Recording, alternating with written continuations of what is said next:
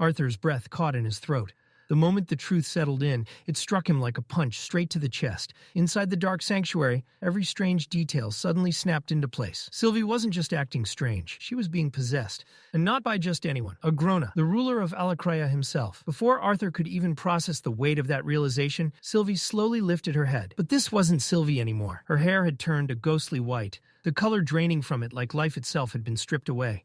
Her eyes glowed with a terrifying crimson light, burning like embers in the darkness. Then came the smile, a slow, sinister curve that didn't belong to her. An eerie purple glow began spreading through the chamber, staining the air with unnatural mana. And then the sanctuary erupted. Magic exploded outward in a violent surge, and the massive doors slammed shut with a deafening boom. Arthur was trapped, alone, locked inside with the most dangerous being in the world. His hand shot up instantly. Mana gathered around his fingers as his voice cut through the tension. What did you do to Sylvie? His eyes sharpened. Is she safe? Agrona answered through Sylvie's body with unsettling calm. He assured Arthur that Sylvie was perfectly safe. What Arthur was seeing now was nothing more than a spell that had been planted inside her egg long ago. At the moment, Sylvie herself was merely asleep, buried deep within her own consciousness. Arthur didn't lower his guard. Instead, he raised it. With a flick of earth magic, stone rose from the floor, shaping itself into 2 chairs. One for him, one for the monster in front of him. Arthur sat down slowly, his gaze never leaving those glowing crimson eyes. Agrona chuckled. He actually thanked Arthur for the hospitality. Then, with casual amusement, he remarked that conversations always went more smoothly when the other person wasn't actively trying to kill him. Arthur's voice remained cold. Harming me while possessing my bond doesn't seem very effective. Agrona smirked. Hurting Arthur now, he said, would be pointless. With such a small body, he couldn't even use mana arts properly in this form. Then his expression changed. He leaned forward. The amusement faded from his eyes. This, he said, was an important conversation. Agrona admitted that he was glad Arthur was alone, for 2 reasons. First, he had no interest in dealing with Dicathen's leaders, though, he confessed, seeing the terror on their faces when they realized he could invade even the most secure place on the continent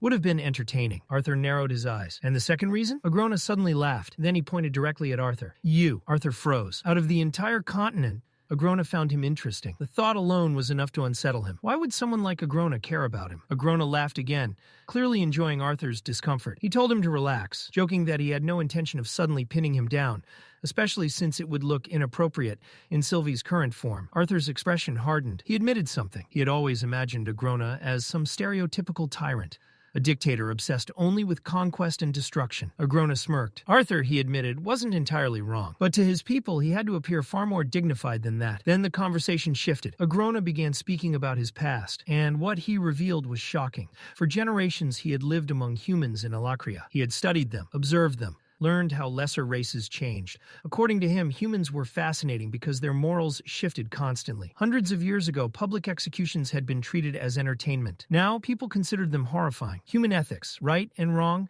justice and cruelty. All of it changed with time. And ruling humans, Agrona explained, meant adapting alongside those changes. Arthur's anger finally spilled over. He demanded to know what right and wrong meant to Agrona when his retainers had butchered Dicathen soldiers. But Agrona calmly countered. Dicathen had displayed Jagret's frozen corpse like a trophy. Neither side, he said, held the moral high ground. Arthur fell silent. A deeply disturbing realization began forming in his mind. Maybe Alakreya wasn't the slave empire he had always imagined. Agrona's smirk deepened. He had read Arthur's thoughts perfectly. Arthur found it strange that Agrona cared so much about lessers. After all, according to the Asuras, Agrona had been experimenting on humans long before his exile from Epheodus. Agrona's response was chilling. The best lies, he said, are half-truths. Arthur's heart pounded.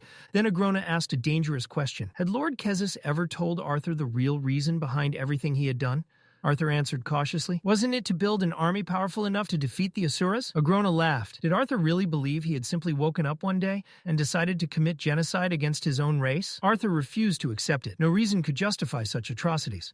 Agrona sighed, disappointed. He said he should have expected Arthur to think exactly like Kezes. Then he asked Arthur to imagine something. What if he had been born without magic? How would everyone around him have treated him? He never would have entered Xyrus Academy, never stood among nobles, never become a lance. He would have been just another powerless laborer, ignored, forgotten. Agrona compared that to his own life. The Basilisk clan had been feared by other races, but among the Asuras themselves, they had been mocked, belittled, looked down upon. Even Lord Indrath, who had been willing to acknowledge a lesser like Arthur, had never truly acknowledged Agrona. Arthur immediately rejected the comparison. A tragic past did not justify experimenting on innocent lives. Agrona's response was ice cold. Do you cry for the ants you step on? For a moment, Arthur became certain this entire conversation was pointless. Then Agrona made an even more disturbing claim. His experiments had helped Alakria. Its people worshipped him, not out of fear, but as their savior. Arthur demanded proof.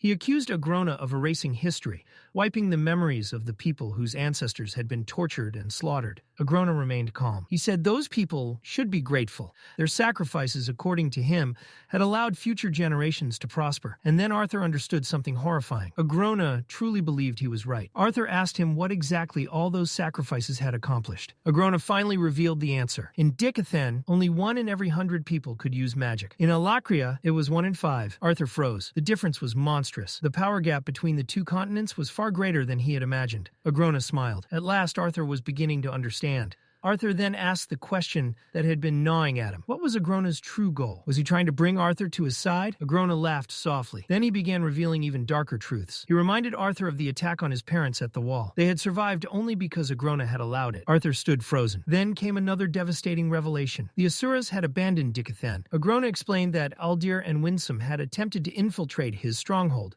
but had been caught. Arthur immediately assumed that meant the treaty had been broken. But Agrona revealed the truth. A secret deal had been made. The Asuras would no longer interfere in this war. Winsome, Aldir, all of them, gone. Arthur felt his entire world begin to collapse. Then Agrona made his offer. Having Arthur willingly join him would be ideal. But for now, he only wanted one thing. Arthur needed to leave the war, disappear, hide. He could even live peacefully in Alakria. The only condition, he must never stand against Agrona's army. Agrona added that until now he had deliberately avoided unnecessary civilian casualties. And Arthur himself had barely survived what had already happened. This, he warned, was only the beginning. Then came the question that cut deepest. What were the odds that Arthur's side could actually win? And even if they somehow did, what guarantee was there that his loved ones would survive to see it? But if Arthur accepted the deal, his family would remain safe. Everyone he cared about would be protected. Agrona told him to think it over. He would leave a spell within Sylvie's body so Arthur could deliver his answer later. But he warned him to choose quickly. The war was moving into its next stage, and it would not benefit Arthur's side.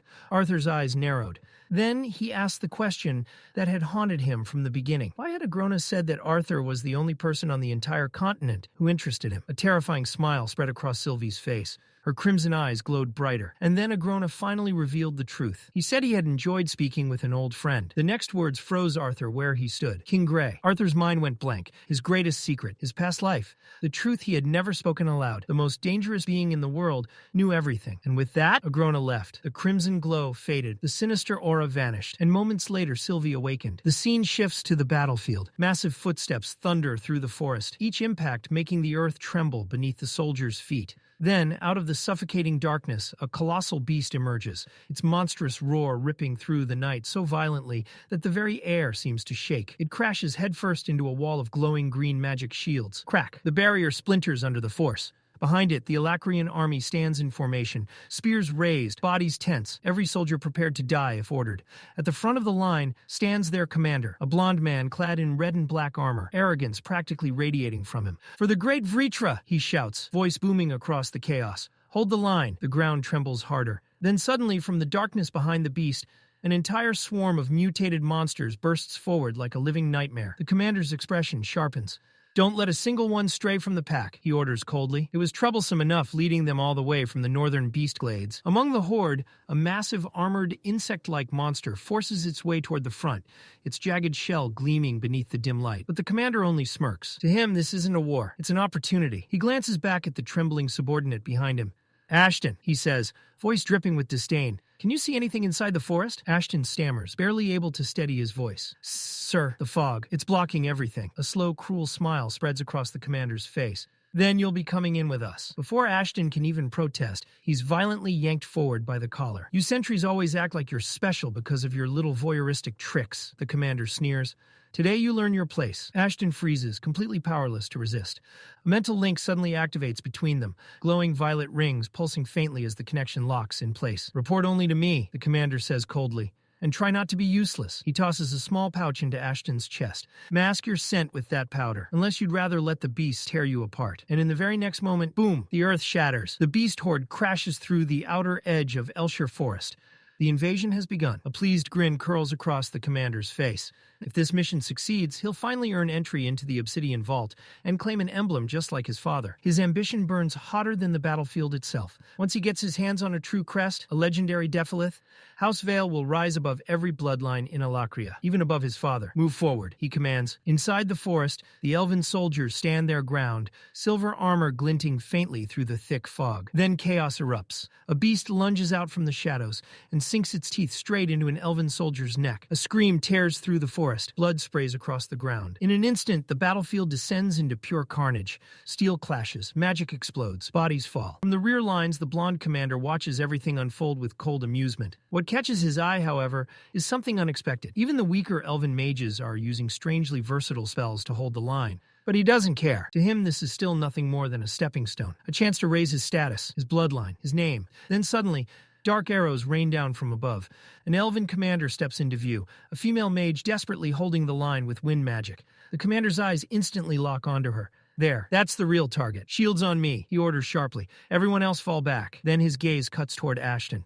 You stay close. If I'm in danger, relay it immediately. A massive flaming sword erupts into his hand. In the next instant, he vanishes. The battlefield blurs behind him as he dashes forward at insane speed. His blade crashes down. The elf barely blocks in time with a windshield. Sparks explode on impact. He clicks his tongue in irritation. Too slow. He launches into a relentless assault, every strike faster and heavier than the last. Inside his mind, Ashton's voice trembles through the mental link. Her mana readings are strange, but she's only mid-tier. Wait, duck! The commander drops instantly. A massive green blast tears through the air above his head. His eyes widen. That would have killed him. Now he's irritated. This fight has gone on long enough. He raises his blade again. Ashton's panicked voice rings out once more. From the right! He dodges immediately and in the same motion hurls his flaming sword toward the elf. She barely avoids it. The blade slams into the ground, and then, boom, a violent explosion of fire engulfs the battlefield.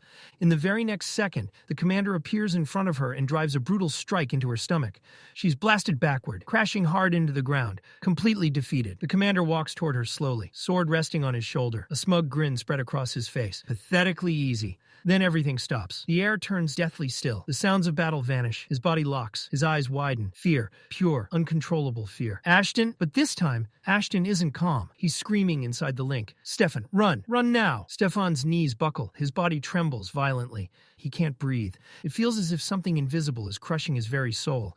I'm the heir of House Vale. I can't lose. Slowly he looks up and sees him. A figure standing silently amidst the burning forest, unmoving, terrifying. Arthur Leywin, dark red hair sways in the wind. A heavy cloak drapes over his shoulders, and his eyes, cold enough to freeze the world itself. Stefan's mind shatters. How is he my age? Arthur says nothing. He simply raises one hand. Ice mana erupts. In an instant, frost explodes across Stefan's body, freezing him alive where he stands. A scream of pure agony rips out of him as he collapses into the dirt, completely helpless, completely broken. This wasn't supposed to happen. Silence returns. The battlefield is over. Moments later, an elven commander approaches. Lena Amaris, leader of the eastern unit of Elenoir. She bows her head slightly. Thank you, General Arthur. You saved us. But Arthur doesn't smile. His expression remains cold. I was late. His eyes sweep across the battlefield. The dead, the wounded, the destruction. A shadow of regret flickers through him. All of this could have been avoided if he had arrived sooner. Then a voice echoes in his mind. Agrona's voice. The war is entering its next stage, and this time it won't favor you. Arthur's fist clenches. He understands now. This is only the beginning. Then his gaze sharpens, turning cold and ruthless. He points towards Stefan's frozen body. Take him. A brief pause. Make sure he doesn't die. His eyes darken. And make sure he doesn't kill himself. His voice turns ice cold. I need him alive. Deep within the forest, inside a glowing magical dome, the air felt heavy and suffocating, thick with tension and the lingering scent of blood and smoke. At the center of the tent, the blonde Alacrian captain was bound tightly to a wooden chair. The ropes dug cruelly into his wrists and shoulders as he thrashed violently, panic overtaking every trace of his former arrogance. Where is my arm? Stefan's voice cracked, his eyes wide with raw terror. Answer me! Someone answer me! The tent flap shifted. Arthur stepped inside. For a split second, Stefan froze. Then pride rushed back to fill the cracks fear had left behind. He lifted his chin, forcing arrogance into his trembling voice. I am Stefan Vale of the Bloodvale family, he snapped. If you know what's good for you, you'll untie me immediately. Arthur's hand whipped across Stefan's face with brutal force, snapping his head sideways. The sharp sound echoed through the tent. Stefan gasped, stunned, his cheek instantly burning. You slapped me? He slowly looked up, rage and fear shaking through his voice. What's your name? I'll make sure you... Arthur moved before he could finish. His hand clamped around Stefan's throat, cutting the words off. I don't think you understand where you are, Arthur said quietly. Yellow lightning began to crackle around his fingers. Stefan's confidence shattered instantly. Well, wait. What are you doing? Stop. Inside Arthur's mind, Agrona's voice echoed like poison. Do you feel pity for the ants you step on? Arthur's eyes turned completely cold. No hesitation, no mercy. Lightning exploded through Stefan's body. The tent was swallowed in blinding light as Stefan's scream tore through the air. Raw, desperate, and utterly broken. When the light faded, he slumped forward in the chair, smoke rising from his skin as his body trembled uncontrollably. Arthur looked down at him, expression unreadable. That, he said coldly, was nothing. His hand sparked again. Stefan's breathing collapsed into panicked gasps. No, wait, please, he cried. I'll tell you anything you want. Arthur grabbed the front of his shirt and pulled him upright. I won't kill you if you cooperate, he said, voice flat and terrifyingly calm. How you are treated depends entirely on how honestly you answer. Stefan nodded frantically. Arthur began. Your name, Stefan Vale. Your family. Stefan swallowed hard. Lucia Vale, my sister. Isora Vale, my mother. Karnal Vale, my father. Arthur paused. Karnal Vale. The name stirred something from the memories he had seen through Uto. Then his eyes sharpened. What is the awakening process? Stefan answered quickly, desperate to avoid another shock. It unlocks a child's first mark, allows them to become a mage. Arthur's voice remained steady. What's the difference between a mark and a crest? Stefan hesitated. How did he know this much? A crest is stronger, he said carefully. It grants deeper control over a specific magic type. Arthur gave no reaction, though inwardly he understood the best way to get answers was to make Stefan believe this was merely confirmation. What comes after marks and crests? Emblems, and then regalias. Arthur's gaze hardened. How strong are regalia users compared to retainers? Stefan's face paled. I don't know. I swear on Vritra. My family only has an emblem holder. Arthur noticed the reverence in his voice. They truly worship the Vritra like gods. How many emblem and regalia holders are currently in Dicathen? Stefan swallowed. My commander is an emblem holder serving under a regalia bearer, but I don't know exact numbers. Arthur exhaled slowly. Too low level. Not useful enough. Stefan saw the shift in Arthur's eyes. Panic surged through him. Wait, he blurted out desperately. I know something else. Arthur stopped. We weren't the only force attacking, Stefan said, voice trembling. Other troops are moving north right now. Arthur's expression darkened. That mattered. Stefan's voice broke completely. I told you everything. You promised. Please, just let me go. Arthur slowly turned his head toward him. A faint, cold smile touched his lips. I said I wouldn't kill you. Outside the tent, several captured prisoners lay tied on the ground. One of the soldiers straightened and saluted. Arthur didn't even look back. Dispose of him however you want. Stefan's face drained of all color. Arthur stepped out into the forest, the shadows swallowing him whole. As he walked, his thoughts drifted. Should I have told the council about Agrona? No one knew, only him and Sylvie. And even with Sylvie, hiding his thoughts had become far more difficult now that their bond had deepened. He hoped she was adapting to her new body and abilities. For Arthur himself, even controlling his dragon's will had become far easier after reaching the White Core. Still, leaving her at the castle had been the right decision. For now. Then Agrona's words crept back into his mind. You need to choose soon. The next stage of this war won't favor your side. Arthur remained silent. Then, darkness. His thoughts slipped backward. Back to Gray. Gray found himself tied to a chair beneath a blinding light. A voice emerged from the darkness. What's the last thing you remember? Gray blinked against the light. I just won the tournament. What happened next? I accepted an offer to be mentored by someone powerful. Two figures stepped from the shadows. One of them leaned forward. What was the woman's name? What was your relationship with her? Gray's mind raced. The fact that they already knew it was a woman meant they were only confirming details. I know her as Lady Vera, he said cautiously. I only met her there. Lies. A second man shouted from behind him. The other stopped him with a raised hand. What happened after you won? I was heading back to my dorm room. Suddenly, the man from behind lunged forward. His hand clamped around Gray's throat and lifted him from the chair. Who sent you? He snarled. What organization sent you to protect the legacy? Gray stared at him in complete confusion. He knew nothing about any organization, nothing about a legacy. The man threw him violently aside. Gray slammed into the ground and blacked out. When he awoke again, he was back in the chair. This time, one of the men stood in front of him holding 2 glass flasks. His expression darkened. If you really are who we think you are, then you've prepared for this. He uncorked 1 flask. But if we have the wrong person, his lips curled. This is going to be very uncomfortable. He rubbed the phosphorus-like liquid across Gray's chest. Gray struggled against the ropes. What are you doing? Then, flame ignited. Pain exploded across his body. A scream ripped from his throat, louder than anything he had ever made before. Please stop! But it didn't stop. Again, and again, and again. Burning. Then a pause, false hope, then fire again. The pain looped endlessly until his mind began to crack. I'll tell you everything, Gray screamed. The man leaned closer. Good. His voice turned calm. I'm going to tell you a story. He began listing everything. The orphanage, Headmaster Wilbeck, the academy. Then he leaned closer. Which military institution trained you to be the legacy's protector? Gray gasped through the pain. I just finished my second year at Withholm Military Academy. I had no prior training. The man's expression twisted with anger. So you defeated 2 trained KI combatants without previous training? I had help from my friends, but he was cut off. Why did Wilbeck allow the legacy to walk around in public with 2 ordinary children? Gray stared at him. What is this legacy you keep talking about? I've never heard of it. The man's face darkened. There are only 2 things I want to know. He raised the lighter again. Which organization sent you? And how deeply is the country of Traden involved by publicly revealing Lady Vera as your mentor? Gray kept repeating the truth. I don't know anything. The flame moved closer to his face. Just as it was about to touch him, boom, the door exploded inward. In a single flash, blood sprayed across the room. Both men dropped before they could even react. Gray's eyes widened. Tears of relief spilled down his face. A familiar figure stepped through the doorway. Calm, composed, Lady Vera. She looked down at him softly. You're safe now. The scene snapped back to the present. High above the blood-soaked earth, Arthur cut through the sky like a blade. The sensation of flying still felt almost unreal, even now. The wind rushed past him in fierce currents, tearing at his cloak as he sliced through the clouds, sharp eyes scanning the horizon below. Far beneath him, the endless stretch of forest faded into mist and shadow. He had already left Lena and the elven forces behind, fully trusting General Aya to stabilize the situation in the beast glades. With the forest secured for now, there was no reason for him to remain. He should be heading back to the castle. By now, the transmission scroll should already be carrying the critical information he had extracted from the Alacrian prisoner. And yet, something felt off. The sky felt empty. Arthur exhaled slowly. Without Sylvie flying beside him, the silence felt heavier than it should have. He knew she would be worried. After everything that had happened, she would probably assume he had been dragged back into the nightmares of his past life again. For a moment, the image of the tortured prisoner flashed through his mind. Dark, brutal, unforgiving, the memory sat heavily in his chest. He forced it down. He would explain everything to Sylvie later. Right now, there was only one place he needed to be. Then suddenly, Arthur dropped. The clouds tore apart around him as he descended, revealing the chaos below, the wall, a massive fortress stretching across the landscape like an iron spine, standing between survival and complete annihilation. Below it, war raged. Explosions ripped across the battlefield. Steel clashed in relentless waves. The roars of mana beasts shook the air. Alacrian forces hammered endlessly against the defenses, like a tide that refused to break. Arthur's eyes narrowed. He had read the reports, but seeing it with his own eyes was something entirely different. This wasn't a battlefield. It was a storm. A stray arrow suddenly shot toward him from below.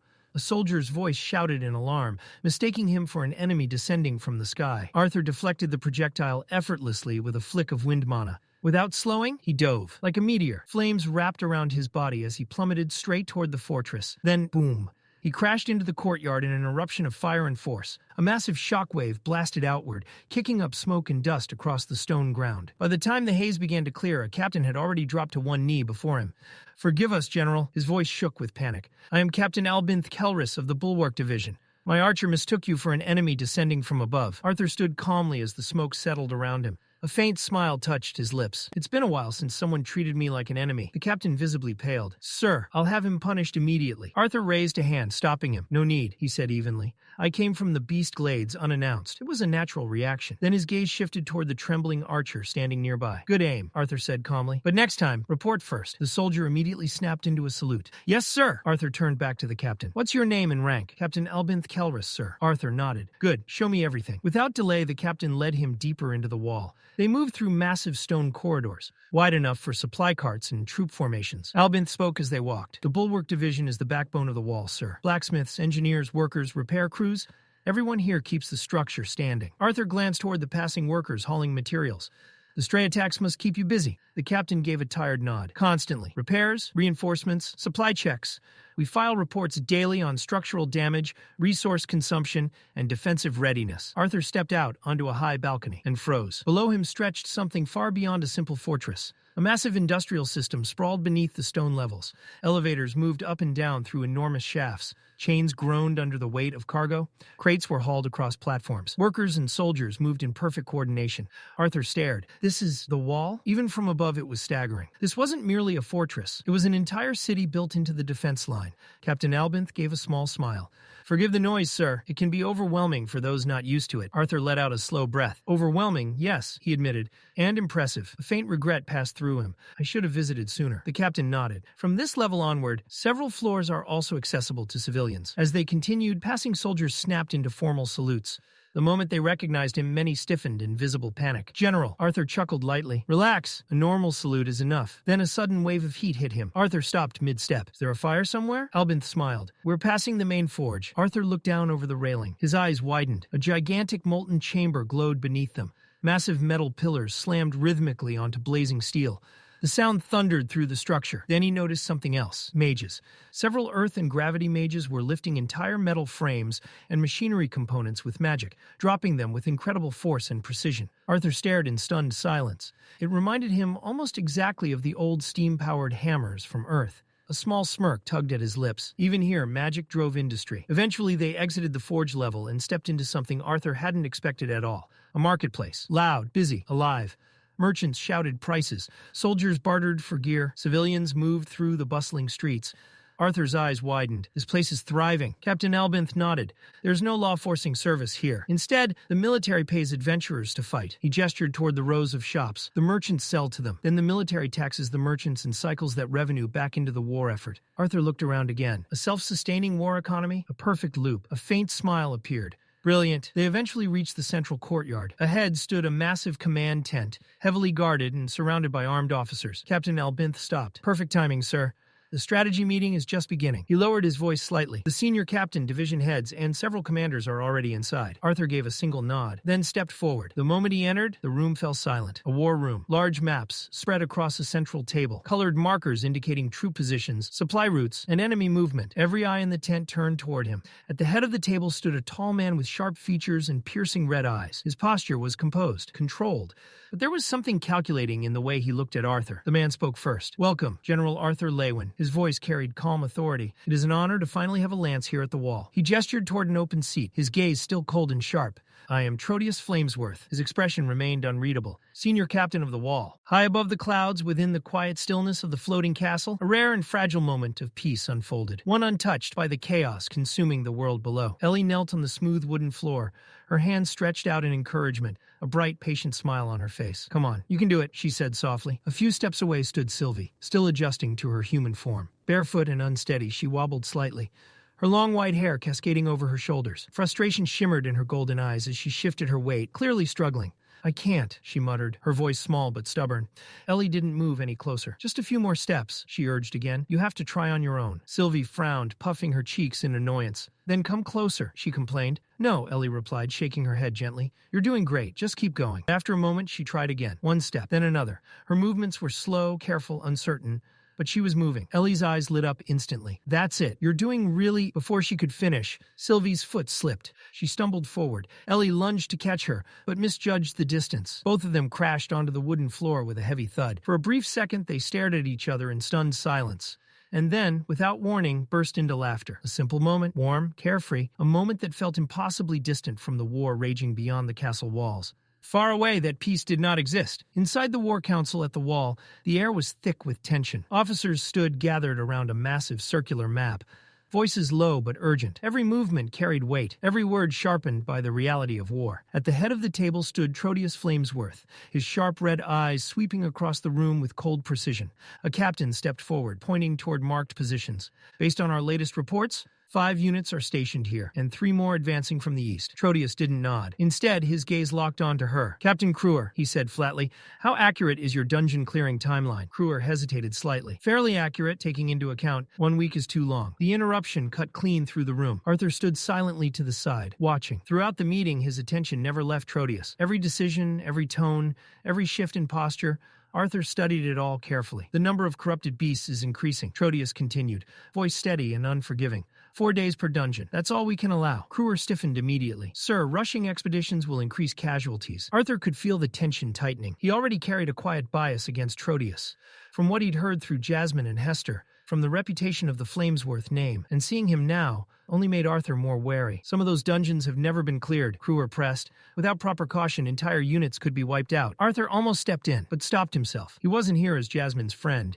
He was here as a lance. Trotius leaned forward slightly, his voice firm, leaving no room for argument. The wall is our last line of defense. Silence settled over the room. If a soldier dies in the beast glades, their family remains safe. A pause. But if the wall falls, then the beasts and the Alacrian mages controlling them will move freely and slaughter everyone behind it. No one spoke. The order stands. 4 days. Arthur exhaled quietly. Cold. Ruthless. But not wrong. He didn't like the man, but he couldn't deny the strength in his leadership. The discussion shifted. Status of the Trailblazer Division? Trotius asked. Arthur's focus sharpened instantly. Tessia's division. A captain responded. They've secured a 4th tunnel, the longest so far. The entrance is hidden near a riverbank. Earth mages are reinforcing it. It should be ready for use within a week. Reduce the workforce by a quarter, Trotius ordered without hesitation. Begin night shifts. After losing a route last week, underground paths are our priority. Again, decisive, immediate. Teleportation gates? Trotius continued. Kruer answered, We've assigned only 1 scouting unit so far. Progress is slow. Arthur finally spoke. Teleportation gates? Trotius turned slightly toward him. The attacks are constant. Troops are deployed daily, he explained. Currently, the only way to reach the beast glades is through unstable underground tunnels. Slow, dangerous, and inefficient. He gestured toward the map. But with the new rail line connecting the wall to Blackbend City, we gain access to a teleportation gate. If we locate hidden gates within the beast glades, we can connect them, allowing instant troop movement. Arthur frowned slightly. And you're certain those gates exist? We're not, Trotius replied bluntly, which is why we're committing limited resources. Arthur's eyes drifted to the documents spread across the table. Ancient relics, teleportation gates, the floating castle, Zyrus City, remnants of an older age, massive stone arches carved with indecipherable runes, structures so advanced that entire cities had been built around them. Modern artificers could manipulate and connect them, but creating one from scratch was still far beyond reach. How are you tracking them? Arthur asked. Trotius answered without hesitation. They emit faint fluctuations of mana across all elements. Subtle enough to blend into the environment, difficult to detect. Arthur understood immediately. That wasn't just difficult.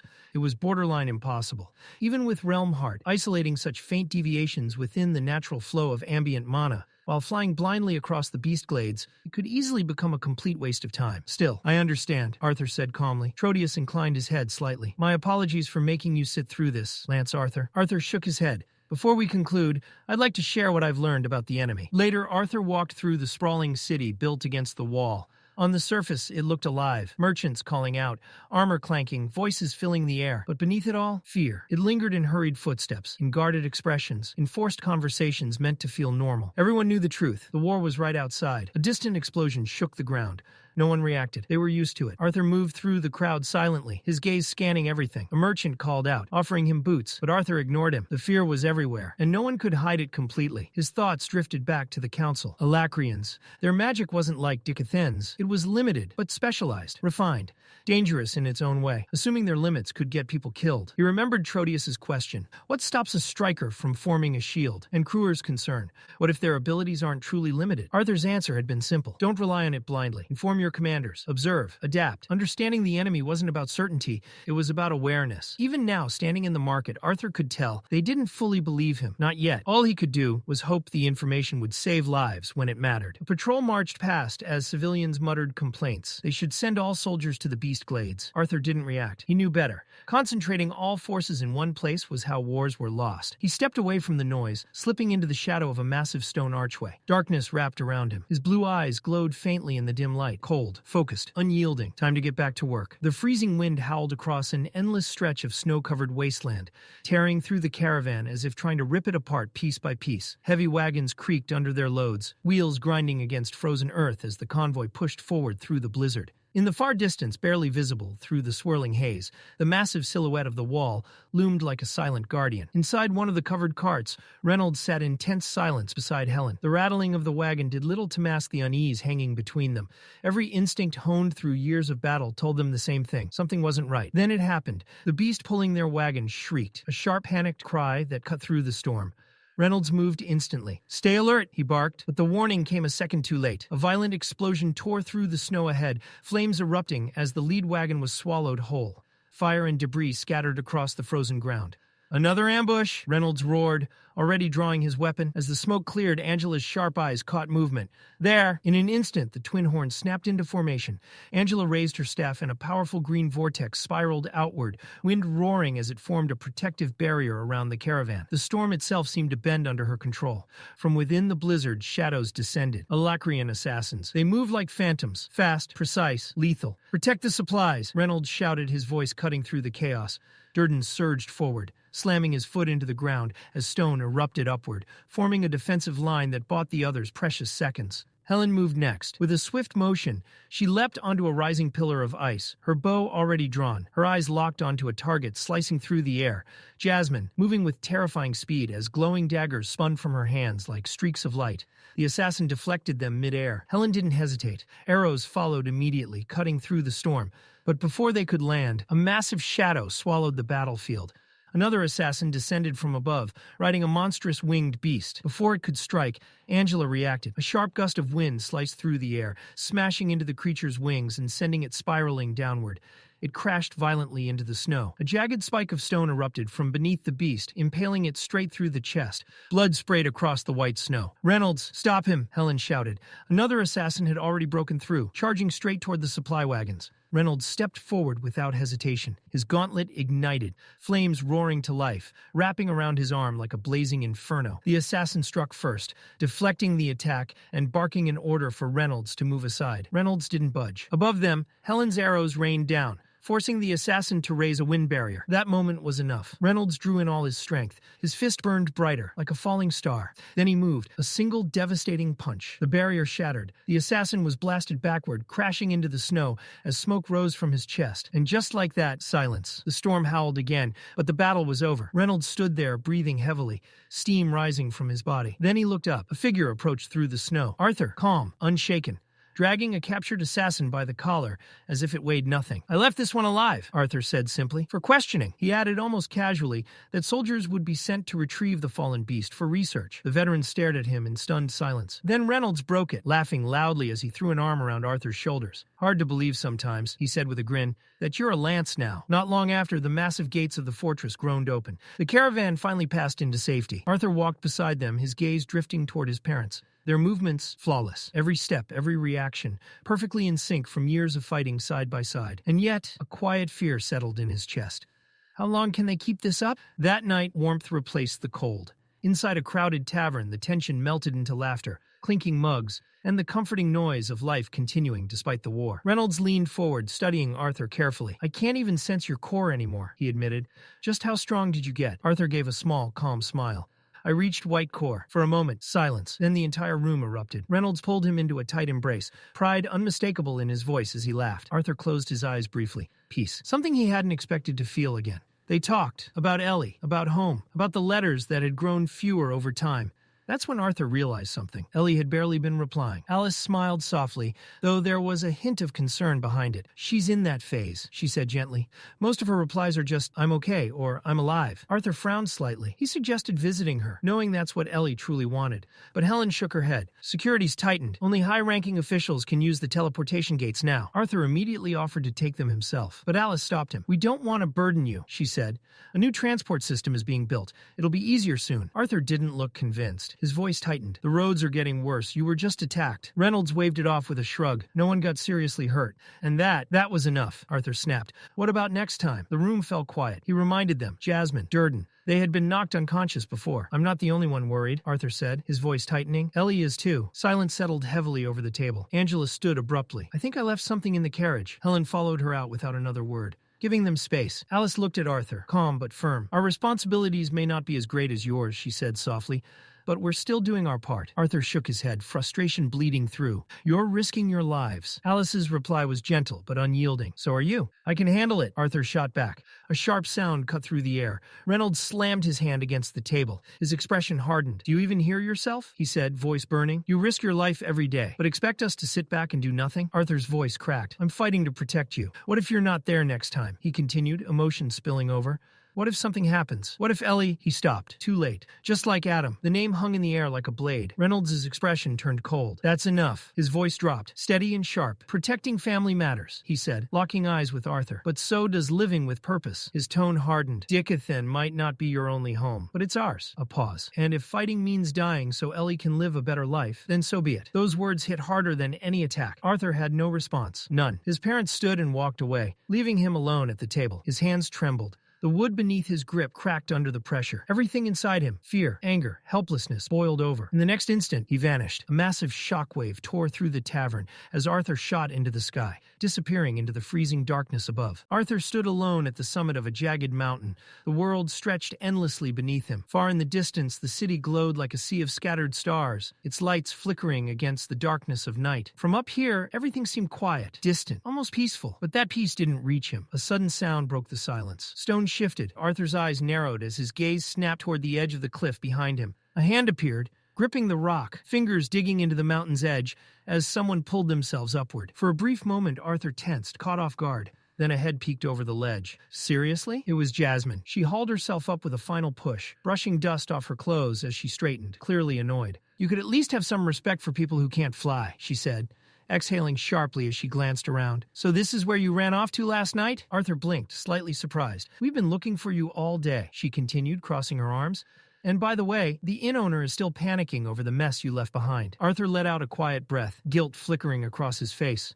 "I'll send something to make up for it," he said calmly. "A proper gift." Then after a pause, he looked at her. "How did you even find me?" Jasmine smirked faintly. "Don't underestimate your mentor." Arthur gave a small, knowing smile. "I never have." For a moment, the tension eased. Jasmine stepped closer, the wind tugging lightly at her hair as she studied him. "How long were you at the wall?" she asked. "I just arrived yesterday," Arthur replied. The air had grown colder, the mountain winds biting sharper as the night deepened. Without thinking, Arthur raised his hand slightly. A small flame flickered to life in his palm.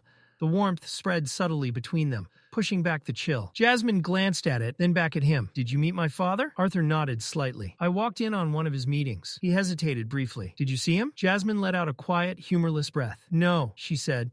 "Despite going back and forth to the wall so many times, I haven't even crossed paths with him once." There was no anger in her voice, just something quieter, more distant. She shook her head slightly, then looked back at Arthur. "I'm not going to pry into whatever happened at the inn," she said, her tone softening just a bit. "But there's something you need to understand." Arthur stayed silent, listening. "Your parents care about you. A lot," she continued. "About you and Ellie." A faint smile tugged at her lips. "Every time your father meets someone new, he somehow finds a way to bring you up. Talks about his Lance son like it's the greatest achievement of his life." She rolled her eyes slightly. "It's kind of annoying, actually." Arthur couldn't help it. He smiled. "I know they care," he said quietly. Jasmine's expression shifted, her tone grew more serious. "That's not all." Arthur's smile faded slightly as he looked at her again. "No matter what they say, Reynolds and Alice still blame themselves," she said, "for Adam." The wind seemed colder now. "They feel guilty," Jasmine continued, "for not being there, for not being able to protect him." Arthur's gaze dropped slightly, his expression tightening. Jasmine didn't stop. "And don't forget what happened to your mother before you were born," she added. "What happened to Lenza? It broke her. She couldn't even use her magic properly for a long time.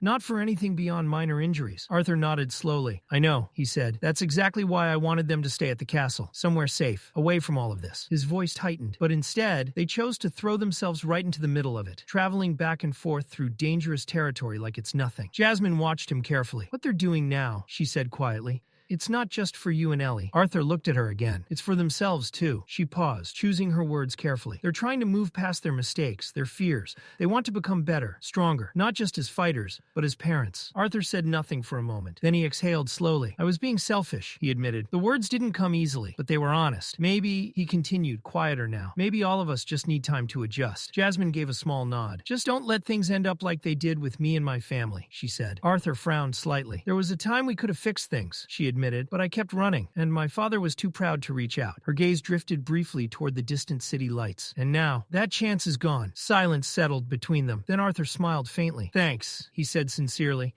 Jasmine snorted lightly. "You better be," she replied. "My jaw's starting to hurt from all this talking." Despite her words, neither of them moved. Instead, they stayed, and they talked about everything. Some stories were light, filled with laughter and old memories. Others were heavier, filled with things neither of them said out loud very often. Arthur told her about his time with the Asuras, about the battles he fought, about defeating a Vritra retainer. He even told her about Sylvie and her human form. Jasmine listened, occasionally reacting with disbelief or quiet amusement. Then she shared her own stories about the Twin Horns, their missions, their struggles. Time passed unnoticed. The night deepened. Eventually, Jasmine stood up, brushing herself off as she glanced toward the horizon. "I should head back," she said. Arthur nodded, rising slightly before stopping himself. "Jasmine?" She looked back. "Thanks for everything." For a moment, she just stared at him. Then she reached out and lightly patted his head. "Don't overthink it," she said. And with that, she turned and began making her way back down the mountain. Arthur watched her go until she disappeared into the darkness. Then he sat back down, alone once again. His eyes drifted upward toward the endless sky above. For the first time in a while, his thoughts felt quieter. Elsewhere within the castle, far removed from the tension of war councils and battlefield reports, the atmosphere was filled with warmth and sweetness. Inside the grand kitchen, a chief busily prepared an array of desserts for the evening meal. Plates of delicately crafted pastries lined the counters. Glazed tarts, layered cakes, and sugar-dusted confections that filled the room with an irresistible aroma. As he worked, carefully placing the finishing touches on a tray, something caught his attention. A faint movement. He paused. Slowly, he turned his head toward the side of the table. There, just barely visible, was a small head peeking out. Two black horns curved upward from it. Golden eyes shimmered with quiet fascination as they stared directly at the desserts. The chief blinked. The small figure froze. Then, just as quickly as it had appeared, it ducked out of sight. A little while later, Sylvie wandered through the castle halls, clutching a bag filled to the brim with stolen sweets. Her steps were uneven, slightly clumsy. "This is exhausting," she muttered under her breath. Her brows furrowed as she continued walking, clearly annoyed. Using mana just to walk? How does Arthur do this all the time? She adjusted her balance, taking another careful step, her movements still not entirely natural in her human form. As she turned a corner, voices drifted toward her from a nearby room. She slowed. "No, that sounds too desperate. Maybe something simpler." Sylvie tilted her head slightly, curiosity piqued. Quietly, she stepped closer and peeked inside. There, standing in the middle of the room, was Ellie. She was facing the empty doorway, posture stiff, clearly rehearsing something. "Welcome back, Arthur," Ellie said, trying to sound natural, only to immediately shake her head. No, that's weird." Sylvie stepped inside. "What are you doing?" Ellie jumped. Her entire body stiffened as she turned around, clearly flustered. "Nothing," she said quickly. Sylvie simply smiled, clearly unconvinced. "We should go," she said casually. "Arthur will be arriving soon." Ellie blinked. "Right." Not long after, the castle gates opened. Arthur stepped through, his presence immediately drawing the attention of the guards. They bowed respectfully as he passed. Standing off to the side, Ellie and Sylvie waited. The moment they saw him, they greeted him together. Arthur stopped in front of them, completely drenched. Water dripped from his clothes, his hair clinging to his face. Without hesitation, he spread his arms wide. Ellie immediately stepped back. "Nope," she said flatly. "You're soaked. We're skipping the hug." Arthur smiled and ignored her completely. He stepped forward and pulled her into a tight embrace anyway. Ellie protested, squirming slightly as she tried to push him away. Sylvie stood nearby, watching the interaction with quiet confusion. Arthur finally let go, turning his attention toward her. His eyes softened slightly. "You've grown," he said, studying her. "Looks like my fearsome dragon is turning into a healthy young girl." Sylvie didn't react to the compliment. Instead, she stared straight through him. "Did something happen?" Arthur paused for just a moment. Then he smiled. "We'll talk about it later." Before either of them could press further, he raised his hand. A gentle current of wind swirled around them. In seconds, the moisture evaporated. His clothes, and Ellie's as well, dried instantly. The three of them began walking toward the meeting room. Ellie, unable to hold back her excitement, immediately started talking. "I broke into the light red stage while you were gone," she said proudly. "I've been training with Boo every day." Arthur glanced at her, clearly impressed. "Even Commander Virion said I'm ahead of other conjurers my age," she added quickly. "At this rate, I might even skip the mandatory soldier training." Arthur listened quietly, but inside a thought lingered. She's getting bolder. The idea of Ellie wanting to join the war sat uneasily with him. What would Mom and Dad say? A faint sigh escaped him. He hadn't even gotten the chance to properly speak with them before leaving. Maybe, if they were here, she wouldn't be this eager. "Arthur!" Ellie's voice snapped him out of his thoughts. She continued excitedly. "Even Princess Kathleen has been helping me train. She spars with me and helps me with mana control." Arthur smiled faintly. "If you want, I can teach you myself," he said, "when I have time. I was a professor at Xyrus Academy, after all." Ellie frowned immediately. "Yeah, but only for a semester." Arthur blinked. "What's that supposed to mean?" Ellie crossed her arms. "I feel like learning from you would just discourage me." "We're only 4 years apart," Ellie continued, "but you're already a white core mage with quadra-elemental magic." She looked away slightly. "If I trained under you, I'd just end up comparing myself." Sylvie suddenly chimed in. "Even among Asuras, Arthur's talent is considered abnormal," she said casually. "You shouldn't compare yourself to a freak like him." Arthur frowned. "Freak feels a bit harsh." Ellie shook her head. "No, that sounds about right." Arthur sighed quietly. After that, Ellie and Boo went their separate way, leaving Arthur and Sylvie to continue toward the meeting room. As they entered, a loud voice greeted them. Well, if it isn't the young Lance." Bund. Arthur glanced at him, noticing the exhaustion written all over his face. "The meeting took a toll on you," Arthur remarked. Bund let out a long groan. "I didn't even want to join this little club," he muttered. "But what can you do?" He shifted slightly, clearly uncomfortable. "My backside hasn't hurt this much since my mother used to whip me as a child." Arthur almost smiled. One by one, the others arrived. Arthur greeted them as they took their seats. Queen Priscilla spoke first. "You You've arrived at a perfect time. King Glader followed. We've been waiting for your return. Your report requires discussion. Varian leaned back with a smirk. You didn't really think you'd get out of this meeting, did you? Arthur sighed. That's exactly why I sent a transmission scroll with all the details. Varian ignored the remark. The meeting began. Your report mentioned 2 separate but coordinated attacks near Elenoir, Varian said. Is that correct? Arthur nodded. It is. There's nothing further to add. King Blaine spoke next. Then we maintain current troop distribution and send reinforcements to Elshire Forest only when necessary. Queen Mariel immediately frowned. That implies you don't consider elven territory worth defending. Blaine's expression hardened. This was a minor incursion, he replied. Compare that to the daily assaults on the wall. Protecting Sapin takes priority. King Alduin's voice cut in. No one is arguing against defending Sapin, he said firmly. But elven soldiers are already stationed there. Shouldn't there be consistent defense for our own borders as well? Queen Priscilla spoke calmly. The forest itself is a defense. The mana fog has protected it for centuries. Those invaders would have gotten lost and died long before reaching any city. Alduin's restraint snapped. There are still tribes living outside the cities. His voice rose. By your logic, we should abandon Sapin's outer cities, too. Blaine slammed his hand down. That comparison is absurd. The tension in the room spiked instantly. Voices rising, arguments clashing, until... Enough! Varian's voice cut through everything like a blade. Silence fell. He looked at both sides, his expression sharp.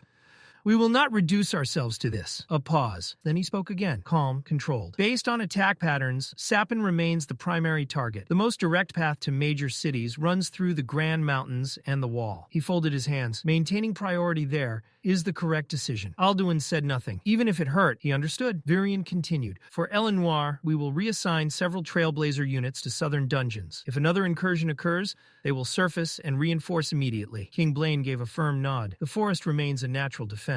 Alduin exhaled slowly and said nothing more, even if he wanted otherwise. This was the best decision for the continent. Deep within the veiled expanse of the Elshire Forest, where the fog twisted like a living maze and the air itself felt heavy with mana, a group of Alacrian soldiers moved with careful precision. At the center of the group, one soldier stood, with his palm pressed firmly against the bark of an ancient tree. His eyes were shut tight in concentration. Mana pulsed faintly from his body, seeping outward in controlled waves as he focused on something far more complex than a simple spell. Not far from him, another soldier shifted impatiently, glancing around at the dense fog that swallowed everything beyond a few meters. How much longer? He asked, his voice low but edged with tension. Your veiling barrier isn't going to hold forever. The soldier at the tree didn't respond immediately. His breathing grew heavier as he pushed more mana into the spell.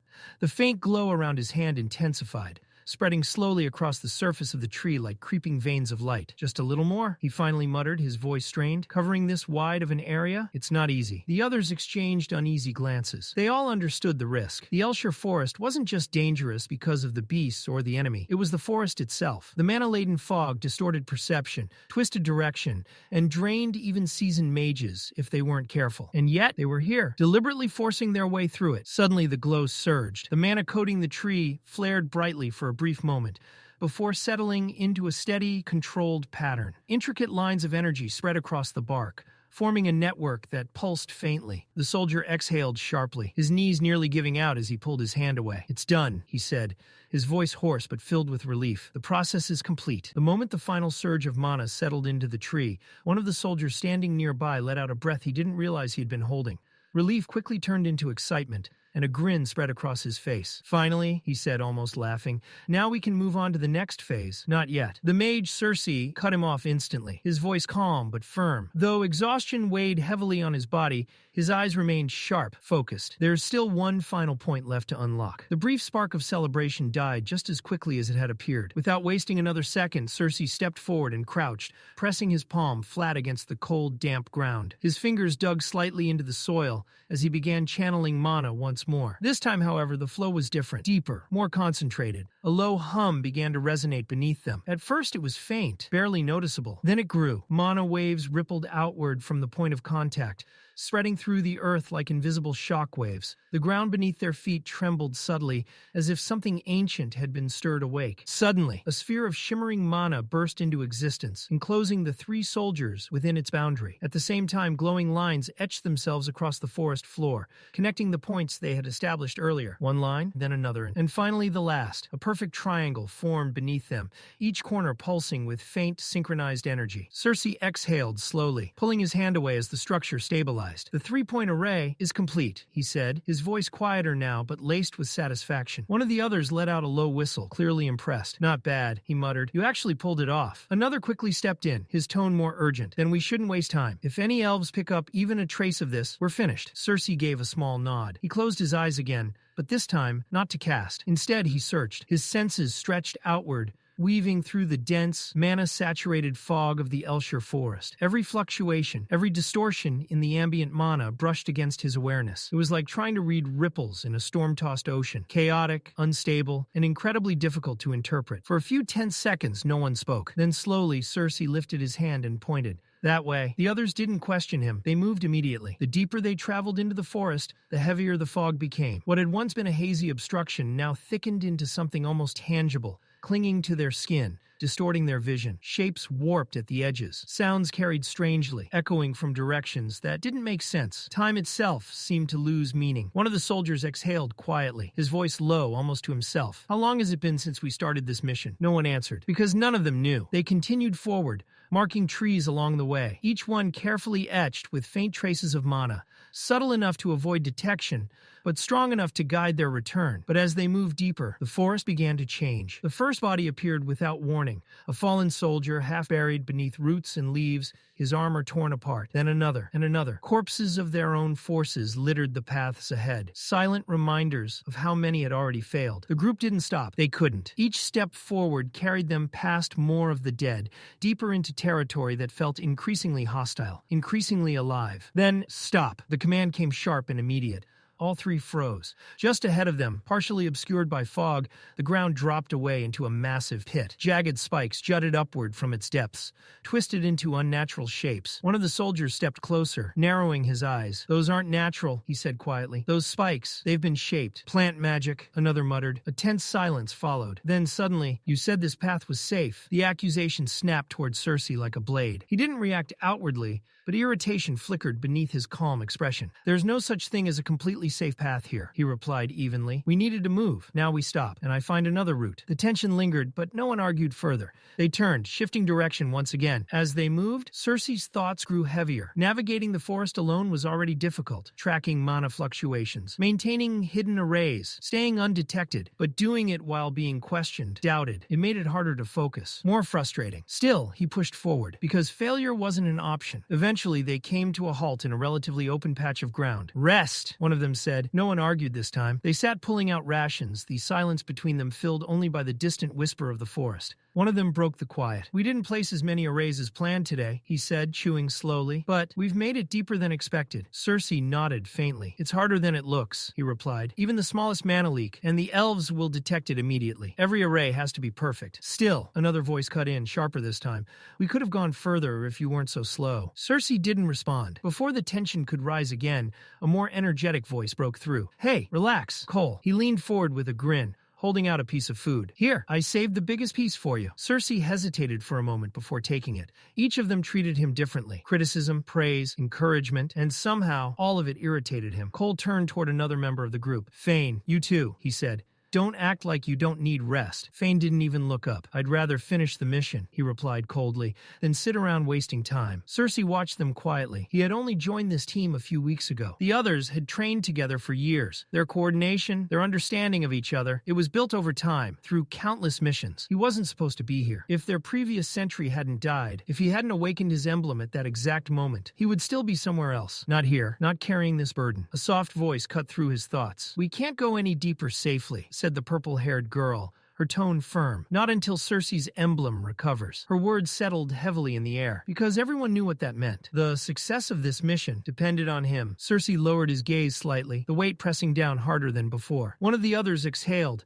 trying to ease the tension. We're not the only team out here, he said. Maybe another group has already secured a route. Maybe. But no one looked convinced, because deep down, they all knew. If they failed here, there might not be another chance. For a brief moment, silence settled over the group. No one spoke, and no one moved. Yet, despite the tension, one truth lingered clearly in all of their minds. Out of every team sent into the Elshire Forest, they were the ones most likely to succeed. Not because they were the strongest, not because they were the most experienced, but because of Cersei. Even with his lack of field experience, his emblem granted them an overwhelming advantage, something no other team possessed. It allowed them to navigate the impossible, to see through what others could not. The only problem was its limitation. After using it, Cersei would need nearly an entire day before he could activate it again. A single use, a single chance, and everything depended on how well he used it. Cersei exhaled slowly, steadying his thoughts. I'll do it now. The others immediately went quiet, their attention snapping toward him.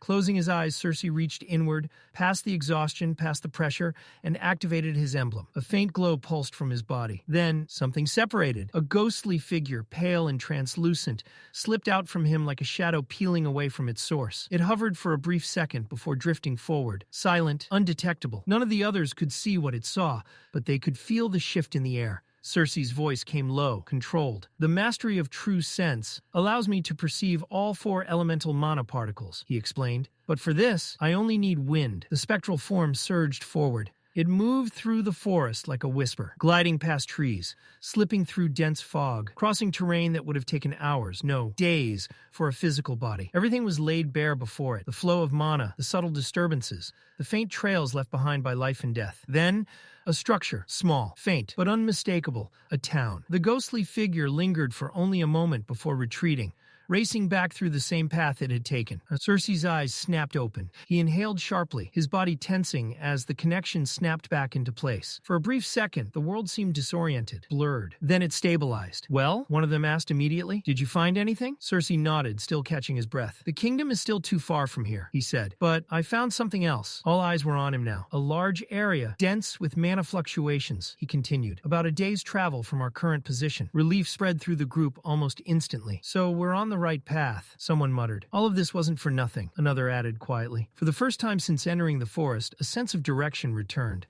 Fane, the black-haired soldier, crossed his arms and gave a faint smirk. Well, he said, his tone laced with dry sarcasm. Looks like that Millview bloodline of yours isn't completely useless after all. His gaze sharpened slightly. I was starting to doubt it. Before Cersei could respond, the ground trembled. A sudden, violent shake rippled through the forest. All of them snapped into motion instantly, weapons drawn, mana rising. Cersei's senses expanded reflexively, scanning the surroundings. 3, he said quietly. The others tensed. Elves, he added. The air grew heavy. They weren't alone anymore. The scene shifted. Back inside the castle, within the War Council chamber, the atmosphere was just as tense, though far more controlled. Arthur stood before the gathered leaders, his expression calm but firm. Now that the matter of the Elenoir forest has been addressed, he began, I'd like to update the council on the information I've gathered from recent interrogations. The room quieted. All attention turned toward him. Arthur didn't hold back. He explained everything, from the rune-based systems of power to the structured hierarchy of marks, crests, emblems, and regalias, from their methods of awakening to their combat styles on the battlefield. When he finished, a brief silence followed. Virion was the first to speak. It seems, he said slowly,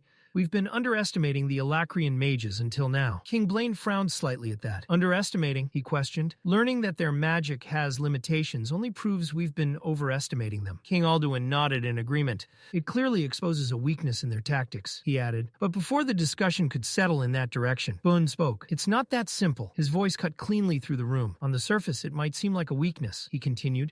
But based on Arthur's findings, their methods of awakening and training are far more advanced than ours. The room stilled again. Bund leaned forward slightly. This is speculation, he admitted, but with their system of marks and crests, Alacrian mages appear to hyper-specialize. He paused briefly, letting the idea sink in. They dedicate their entire lives to a single spell, refining it, evolving it, perfecting it. A few expressions shifted. In contrast, Bund continued, Dicathen mages learn a variety of spells within their elemental affinities. He shook his head slightly. But on the battlefield, a soldier who is exceptional at one thing can be far more dangerous than one who is merely versatile. Far away, deep within the forest, Cersei's team proved that exact point. The moment the elves revealed themselves, the Alacrian soldiers moved in perfect synchronization. Each one used a single spell, but together they became deadly. One controlled the field, another disrupted movement, the third delivered the finishing blow. In mere seconds, it was over. The elven mages didn't stand a chance. Back in the council chamber, the weight of Boone's words settled heavily. Silence followed. Then, we need to distribute this information immediately, Boone said. To our captains, to the guilds, to the military academies. Arthur spoke calmly. I've already stopped by the wall, he said. The captains there have been informed. Virion nodded. Good, he said. Then we move to the next phase. Deployment strategy. Just as Arthur expected, The calm didn't last. The room erupted into debate once more. Voices rose. Arguments clashed. Each leader pushing for resources, for priority, for control. Bun made his position clear. He and his loyalists would take charge in Darv, he declared, and root out Alacrian supporters from within. But the situation was already escalating faster than expected. Reports continued to arrive. The Alacrians had begun using underground tunnels to move their forces toward the Darv-Sappan border. Their ships had been sighted along the western shores of Sappan. Cities like Telmore, Etistan, and Mayburn were now being forced to build defenses on both sides, east and west, because if the wall fell, there would be nothing left to stop the invasion. And for the first time, it became painfully clear. This war was no longer confined to a single front. It was spreading everywhere. A heavy silence lingered in the council chamber, but it didn't last. King Alduin rose once more, his expression tense, yet controlled, though the strain beneath it was impossible to miss. "We need to reconsider the situation in Elenoir," he said, his voice steady but urgent. "With the recent incursions from the Beast Glades, it's no longer unreasonable to assume that the Alacrian forces stationed in the north may begin shifting east toward our territory." His words settled heavily over the room. The possibility wasn't far-fetched. If the enemy truly intended to open multiple fronts, then Elenoir, protected for so long by its natural defenses, could soon become a primary target. After a brief exchange of glances and murmured discussion, the council reached a temporary decision. "Elder Camus and Aya will survey the southern borders first," Virion announced. "No full deployment until we confirm the scale of the threat." It was cautious, measured, but necessary. Virion then straightened slightly, attempting to steady the atmosphere. "This is only temporary," he reassured. "Once Lord Aldir and the Asuras re-establish contact, we'll have clearer direction." That was the moment Arthur's expression shifted. Subtly, but enough. A memory surfaced, sharp and unwelcome. Agrona's voice, his words, his warning. Arthur inhaled slowly before speaking. "That won't happen." The room stilled. Every gaze turned toward him. Arthur met their eyes, his voice calm, but carrying a weight that immediately drew attention. "The Asuras won't be contacting us again," he said. "Not for this war." Confusion flickered across several faces. Then tension. Arthur continued. "They've made a pact," he explained. "They are no longer allowed to interfere in Dicathen, in any capacity." For a moment, no one reacted. Then, Virion's composure shattered. He rose abruptly, his chair scraping harshly against the floor. "That's impossible," he snapped, anger flashing in his eyes. "It wasn't enough that they dragged us into their war, used us as pawns for their own purposes." His voice tightened. "And now, they break their own treaty to attack the Vritra, and fail?" The weight of that failure hung in the air. Virion's expression darkened further as he processed the implications. "They couldn't even succeed," he muttered. But it wasn't just that. Arthur had revealed more, far more. 1 in 5, Virion said slowly, almost to himself. 1 out of every 5 people in Alacria is a mage? The sheer scale of it was staggering. His gaze snapped back to Arthur. "What else did Agrona say?" he demanded. Before Arthur could answer, Queen Marial spoke, her voice sharp with suspicion. "And more importantly," she added, "how did you receive this message in the first place?" The question cut straight to the core. Arthur didn't hesitate, but inside his thoughts moved carefully. He couldn't tell them the truth. Not about Sylvie, not about Agrona taking control of her body. Not yet. Sylvie doesn't even fully understand what happened, he thought. And if the council learns the truth now, it will only complicate things further. Outwardly, his expression remained unchanged. Agrona temporarily possessed one of the captured Alacrian soldiers, Arthur said calmly. He used that connection to relay his message. The explanation was clean, believable, and most importantly, safe. No one questioned it immediately. Arthur continued before doubt could take root. "He used the failed assault by the Asuras as leverage," he said. "With that, he forced a condition that severed all communication between them and Dicathen." The room grew quieter, heavier. Bund exhaled slowly, rubbing his temple. "At least that explains something," he said. "Why he hasn't deployed more scythes or retainers." His gaze lifted slightly. "He's keeping his strongest forces close," he added, "preparing in case the Asuras try something again." The realization only deepened the unease. Queen Marial's voice broke the silence again, this time quieter, but far more dangerous. "Then what's stopping them now?" she asked. "If the Asuras are out of the equation?" Her eyes narrowed. "What if they've already come?" A ripple of tension spread through the room. "What if the scythes and retainers are already here?" she continued, using the hidden gates in the Beast Glades. Priscilla shook her head slightly. "There hasn't been any confirmed sighting of a teleportation gate in months," she replied. "The last one was destroyed." She paused briefly before adding, "One witness claimed to see an Alacrian mage halfway through a portal before it collapsed, but he died within seconds." Her gaze shifted toward the others. "Right now, the Trailblazer Division is focused on eliminating corrupted beasts and their controllers.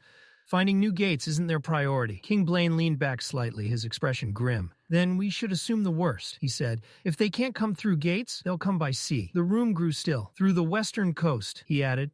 And if that happens, his voice hardened. No wall will be enough to stop them. Arthur felt a flicker of surprise at that. Even Blaine, who had always placed unwavering faith in Sapin's defenses, was beginning to doubt the wall. In Arthur's previous life, conflicts between nations rarely escalated into full-scale war. Kings settled disputes through paragon duels, controlled battles between chosen champions. Wars like this, total, relentless, unpredictable. They were something else entirely. Virion raised his hand sharply. Enough! The word cut through the rising tension. We're not making any clear decisions like this, he said firmly. Not with emotions running this high. He looked around the room, his expression steady once more. We'll take time to rest, he continued, then reconvene with clearer minds. A pause. The meeting resumes at sunrise. With that, he brought the session to an end. Chairs shifted, voices lowered. The council began to disperse. Boone stood slowly, stretching his back with a groan. Honestly, he muttered, half to himself, I'd rather throw myself onto the battlefield and face the enemy head-on than sit through another one of these meetings. Arthur couldn't help but understand. As the room emptied, his thoughts drifted back to another life, to endless hours spent under Lady Vera's guidance,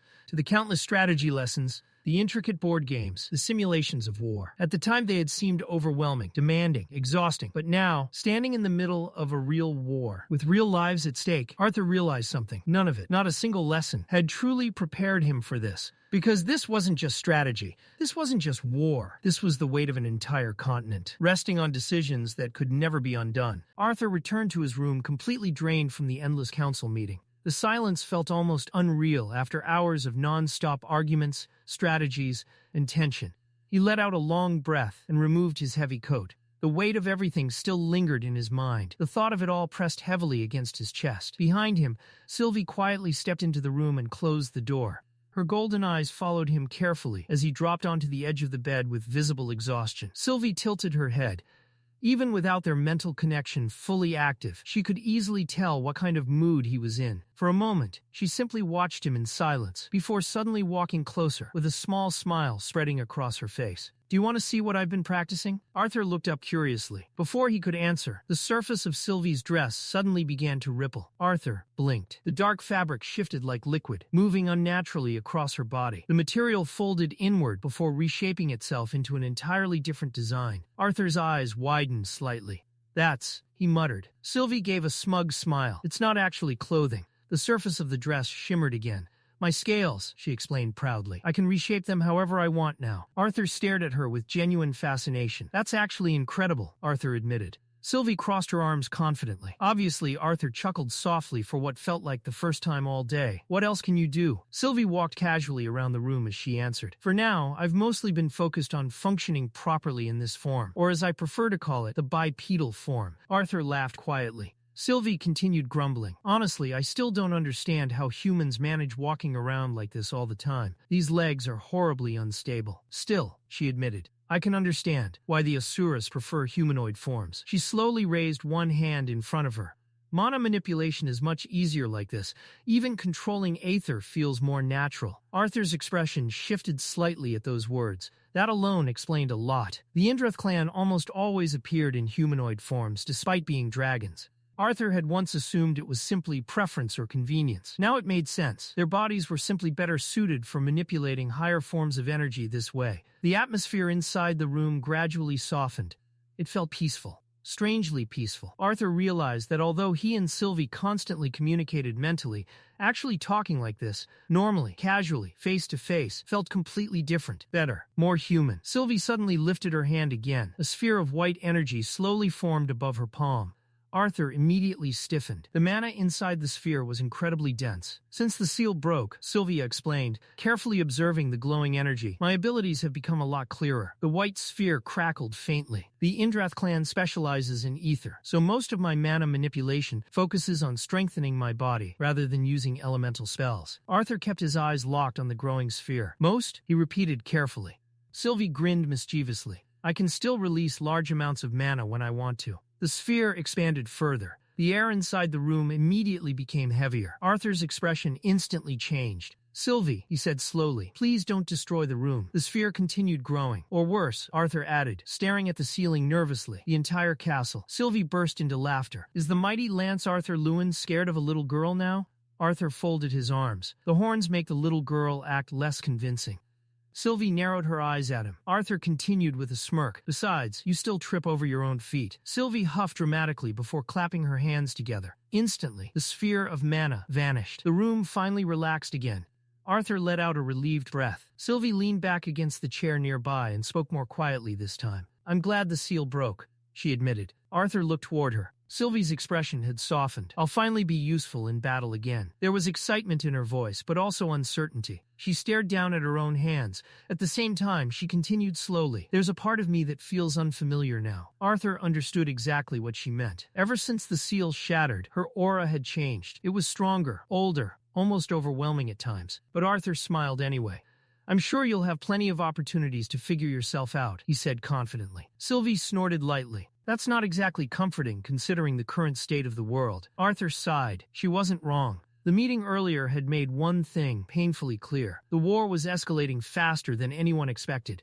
The enemy was adapting, and Dicathen was slowly being cornered from every direction. Arthur leaned back onto the bed again, exhaustion finally catching up to him. Things are only going to get more chaotic from here, he muttered. Sylvie leaned back in her chair with complete confidence. At least we still have each other. Arthur glanced toward her. Sylvie grinned. And once I get better control over this form, she continued proudly. The idea of the two of us defeating a scythe together won't be impossible. Arthur laughed quietly. Won't be impossible? Sylvie shrugged smugly. That's my optimistic phrasing. Arthur shook his head with amusement before staring up at the ceiling. Honestly, she wasn't entirely wrong. The odds still weren't good, but compared to before, they were far better than they used to be. Sylvie eventually moved beside him, laying across the bed lazily. If we have time later, she said, I want to spar with you. Arthur raised an eyebrow. You just want an excuse to hit me. That too, Sylvie admitted shamelessly. But I also want to test the limits of my aether control in this form. Arthur closed his eyes briefly. At this point, he muttered tiredly, We'll be lucky if we even get one uninterrupted night of sleep. The instant those words left his mouth, a loud, urgent knocking exploded against the door. Arthur slowly opened one eye. Sylvie stared at him in complete disbelief, before groaning dramatically. You jinxed it. Arthur let out a tired sigh before pushing himself off the bed. Arthur walked toward the door while muttering under his breath, At least give me a minute. The moment he opened it, a soldier standing outside immediately straightened his posture and saluted sharply. My apologies for the disturbance, Lance Arthur, the soldier said quickly. Commander Varian has requested your immediate presence. Arthur's expression turned serious almost instantly. At this hour? The soldier hesitated briefly before answering. In the dungeon, sir. Arthur's eyes narrowed slightly. The dungeon? That alone was enough to tell him this wasn't ordinary business. Something had happened. Arthur glanced back toward Sylvie for only a moment before stepping out into the hallway. I'll be back later, he said quietly. The atmosphere changed the deeper they descended. The warm, candlelit halls of the castle slowly gave way to cold stone passageways beneath the fortress. The air became damp and heavy. Torches flickered weakly against the walls. Arthur could already sense several powerful mana signatures gathered ahead. By the time he reached the lower chambers, his suspicion had fully turned into concern. Every single member of the council was already there. The moment Arthur arrived, Varian glanced toward him. Good, Varian said grimly. Now that everyone's here, we can proceed. Boone frowned deeply, clearly irritated at being dragged down into the underground chambers in the middle of the night. What exactly is all this about? He demanded. King Alduin nodded in agreement, exhaustion visible on his face. Could this truly not have waited until morning? Varian looked toward Entei, who stepped forward slightly before speaking. Master Gentry requested that the council be gathered immediately, he explained. He claims one of the prisoners has finally started talking. That instantly drew everyone's attention. Queen Priscilla narrowed her eyes. The retainer? She asked sharply. Varian shook his head slowly. We're not certain yet. Arthur immediately looked toward Entei. Where's Gentry? And if someone's finally speaking, why are we standing out here? Entei opened his mouth to answer.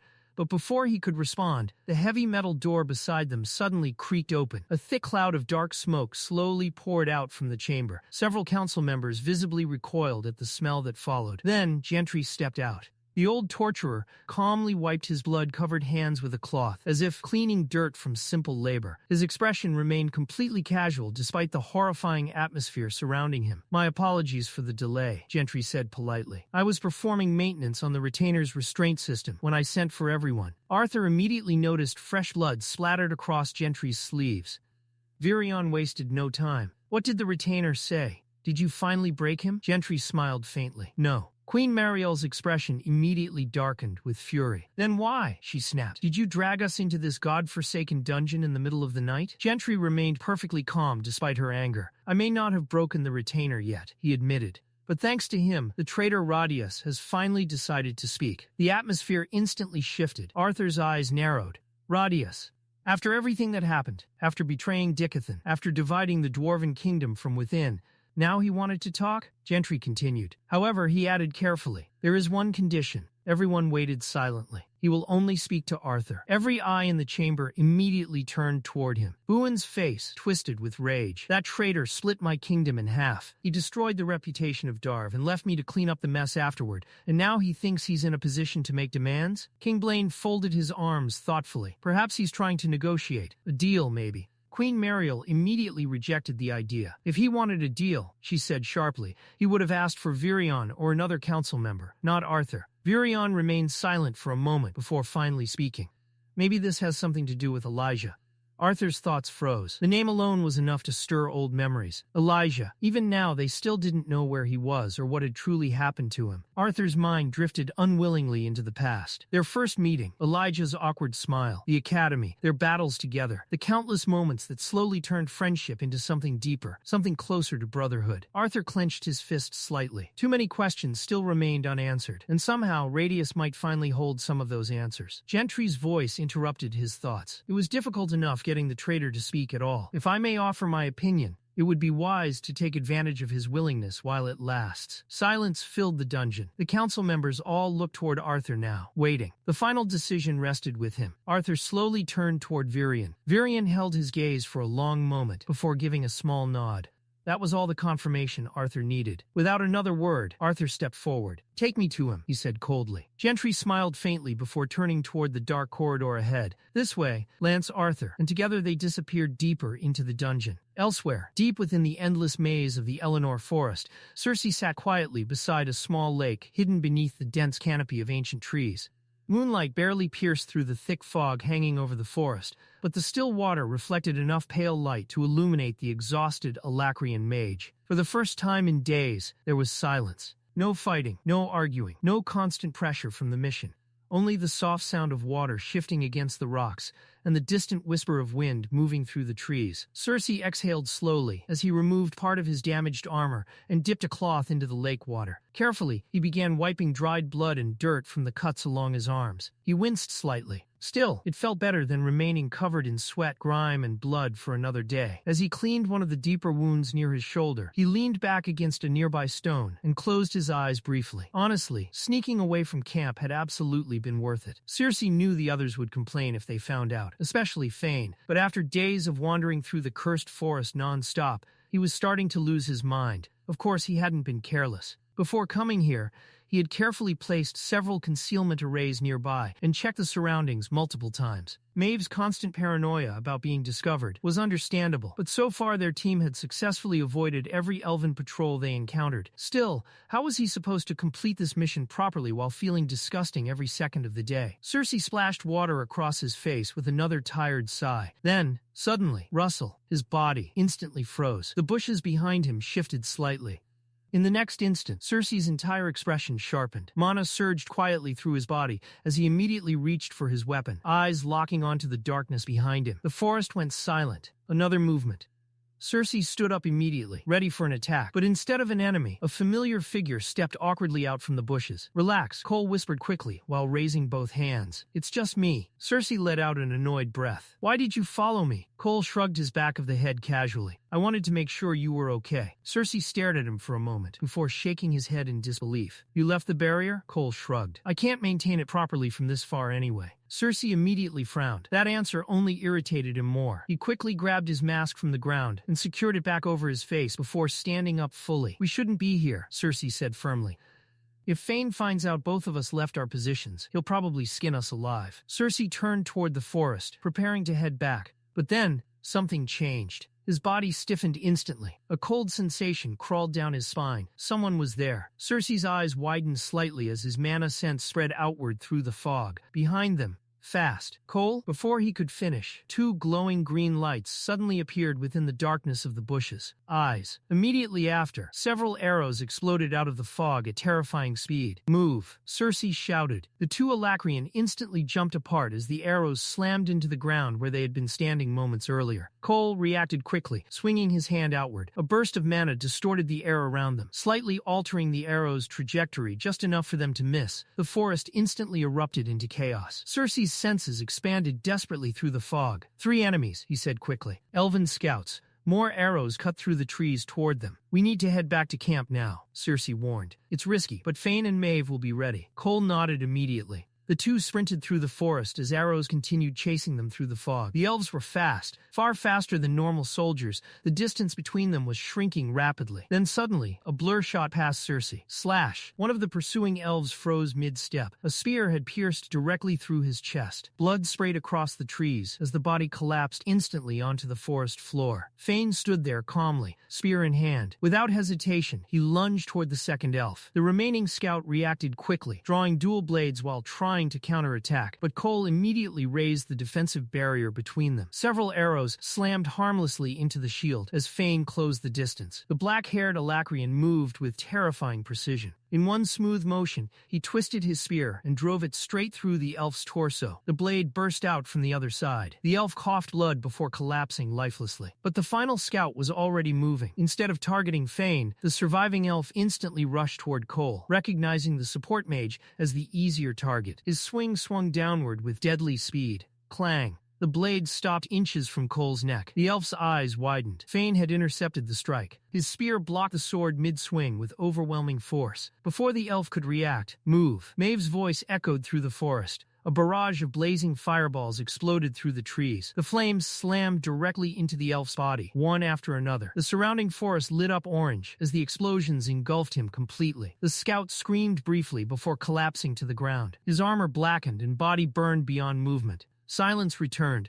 Only the crackling flames remained. Fane turned immediately towards Cersei and Cole, fury already visible on his face. What the hell was that? He snapped. Cersei opened his mouth to explain, but Maeve interrupted instantly. Not now, she warned sharply while scanning the forest nervously. We need to move. Her expression was serious, far more serious than before. Explanations can wait. The group immediately began retreating toward camp together. But after several steps, Cersei stopped moving. The others quickly noticed. Fane turned back irritably. What now? Cersei stood completely still at the rear of the group. His body was trembling, not from exhaustion, not from fear, from what he was sensing. Maeve's expression slowly darkened. Cersei? Cersei's eyes remained locked on the darkness ahead. His face had gone pale beneath the mask. Then finally he spoke. There are more coming. Fane tightened his grip on his spear. How many? Cersei swallowed hard. When he answered, even his voice sounded shaken. A lot. Inside the cold dungeon cell, deep beneath the floating castle, Radia sat alone in silence. Chains rattled softly whenever he shifted, and the dim torchlight painted long shadows across the cracked stone walls. Then the heavy metal door creaked open. Arthur stepped inside. Despite the bruises covering his body and the exhaustion in his eyes, there was still an unsettling calmness about him. Ah, Lance Arthur Leywin, Radia said softly, almost warmly. Thank you for granting me your time. Arthur didn't return the greeting. His expression remained cold and unreadable. Radia slowly straightened himself against the wall and folded his hands together. Now then, allow me to begin. Arthur frowned immediately. Begin? Before Arthur could question him, Radia started speaking again, his voice rising like a storyteller reciting an old legend. There once was a lad, Radius began dramatically, born in a poor little town, wrapped in rags and raised among ordinary folk. A humble beginning, the sort that the world quickly forgets. Arthur's brows narrowed slightly, but within the boy, Radius continued, burned something far greater. He was born not for obscurity, but for greatness, born for renown. The prisoner's voice echoed throughout the dungeon cell as though he were performing on a grand stage rather than rotting inside a prison. And like all heroes destined for greatness, the lad possessed both talent and strength. His mother taught him about the world, while his father taught him how to fight. Arthur's eyes sharpened slightly. The story felt familiar, too familiar. Radia's continued without pause. His parents knew, eventually, that the small town could no longer contain the fire raging inside him. A fire burning as fiercely as a king's funeral pyre. The prisoner slowly lifted his head, staring directly into Arthur's eyes now. And so the day came when the boy realized there was a far larger stage awaiting him beyond the borders of his tiny home. Together they pack their belongings and bid farewell to the little town that raised them. Arthur's heartbeat slowed. Ashbur. The image of his childhood village flashed briefly through his mind, but Rhodeus said quietly, as all stories go, tragedy struck. Arthur's expression darkened. Now the similarities were impossible to ignore. The story mirrored his own life far too closely. But before Arthur could interrupt, Rhodeus continued speaking, his tone becoming deeper. Heroes do not simply disappear. They endure. They grow stronger through heartache, through death, through shattered dreams and broken thrones. The air inside the dungeon suddenly felt heavier. Arthur remained silent, listening carefully. But tell me, Rhodeus continued, what becomes of a hero when the enemy standing before him has crossed both time and space, and yet still shines brighter than he does? Arthur's eyes narrowed instantly. A strange chill crawled down his spine. Perhaps, Rhodeus murmured, the shining knight meant to save the world is merely another man's greatest light. The torches flickered violently. Arthur could feel questions piling up in his mind faster than he could process them. Rhodeus slowly spread his arms and finished the poem like tale, with one final line. In the end, perhaps light and darkness are only decided by whichever side survives the final battle. Silence filled the dungeon. Then suddenly, Rhodeus grabbed Arthur's sleeve tightly. What do you think? He asked desperately. Tell me, Lance Arthur, who decides what is truly light and what is truly dark? Arthur instantly shoved him away. Rhodeus crashed onto the stone floor with a grunt. Arthur stared down at him coldly, irritation flashing across his face. But instead of fear, Rhodeus laughed weakly. Good, he muttered while coughing. That confirms it. You're real. Arthur frowned. Rhodeus slowly pushed himself upright against the wall again. For a while he admitted quietly, I feared I was speaking to illusions, hallucinations. But no, this was real, which means my performance wasn't wasted after all. Arthur's expression hardened. It seems your time in this dungeon has damaged your mind. Rhodeus chuckled softly. Damaged? He repeated with amusement. Not insane? Not broken? Not cracked? He laughed again. No, you called me unbalanced. That's much kinder. Arthur remained silent. Rhodeus tilted his head slightly. You may choose to dismiss my words as nonsense, he said casually. Call them poetry. Call them madness. Ignore them entirely if you wish. What you do with them is no concern of mine. Arthur stepped closer. Explain the poem. Rhodeus smiled faintly. I thought a normal conversation would have been terribly boring, he admitted. And unfortunately, I'm not particularly gifted in poetry. Still, I had to find some way to pass the time down here. Then his expression shifted slightly as he stared directly into Arthur's eyes. Or perhaps, he whispered, these are simply the ramblings of an unbalanced man. Arthur's jaw tightened. Every instinct inside him screamed that Rhodeus knew something important, something he wasn't saying directly. But the way he spoke, the riddles, the vague symbolism, it was infuriating. And Rhodeus only made it worse. You must admit, he added casually, the rhyming was somewhat catchy. That was enough. Arthur snapped. In an instant, he grabbed Rhodeus by the collar and slammed him violently against the wall. The dungeon trembled from the impact. You don't seem to understand your situation, Arthur growled coldly. You betrayed Dicathen. You divided kingdoms. You worked with the enemy. Rhodeus winced, but still smiled faintly through the pain. Arthur's grip tightened. You're going to spend a very long time in this prison, Arthur continued, his voice low and dangerous. And how unpleasant that time becomes depends entirely on how cooperative you are. Arthur shoved him away again. Rhodeus collapsed to the floor, coughing violently. Arthur looked down at him with icy frustration. Now is not the time to worry about whether your poems sound catchy. Rhodeus coughed once more before laughing weakly. Oh, trust me, he muttered. I know exactly what kind of prison I'm in. Slowly, he looked back up at Arthur. And I already told you exactly what I wish to say. Whether you understand it is no longer my concern. Later that night, Arthur returned to his room completely exhausted. The castle halls were quiet now, but his mind was louder than ever. He sat heavily at the desk near his bed and began writing down everything Rhodeus had said, carefully reconstructing every line from memory. The poem, the metaphors, the strange references. Arthur stared at the paper for what felt like hours. At its core, the story was clearly about a hero, but something about it disturbed him deeply, because it felt personal. Too personal. Rhodeus had somehow described details from Arthur's childhood with unsettling accuracy. Ashbur, his parents, leaving the town behind, even the feeling of tragedy waiting ahead. Arthur's fingers tightened around the pen. How could Rhodeus possibly know those things? A simple background investigation through the council couldn't explain all of it. Not even close. Arthur leaned back slowly, exhausted. His thoughts drifted toward one particular line. What becomes of a hero when his enemy shines brighter than he does? Did Rhodeus mean Agrona or someone else entirely? And what did he mean by the shining knight becoming another man's blight? Arthur rubbed his forehead in frustration. Nothing connected properly. Every answer only created more questions. Suddenly, Arthur slammed both hands against the desk and stood up violently. The chair scraped backward across the floor. This makes no sense. Frustrated and mentally drained, Arthur finally collapsed onto his bed, staring blankly at the ceiling above him. Maybe the poem truly was meaningless. Maybe Radius only wanted attention. Maybe it was all just an elaborate attempt to confuse him. But even then, Arthur couldn't shake the feeling that hidden somewhere inside those strange words was a warning. And deep down, he feared Radius wasn't finished yet. He feared this was only the beginning of the story. The story shifted back once again to Arthur's previous life. Far from the war in Dicathen, far from mana, dragons, and floating castles, a younger Gray stood inside an enormous training hall. Then, crack, a wooden staff struck sharply against Gray's shoulder. Gray stumbled backward with a groan, rubbing the sore spot while trying not to lose his balance. I almost dodged that one, he muttered defensively. Standing a few feet away from him, Lady Vera calmly lowered the wooden training stick in her hand.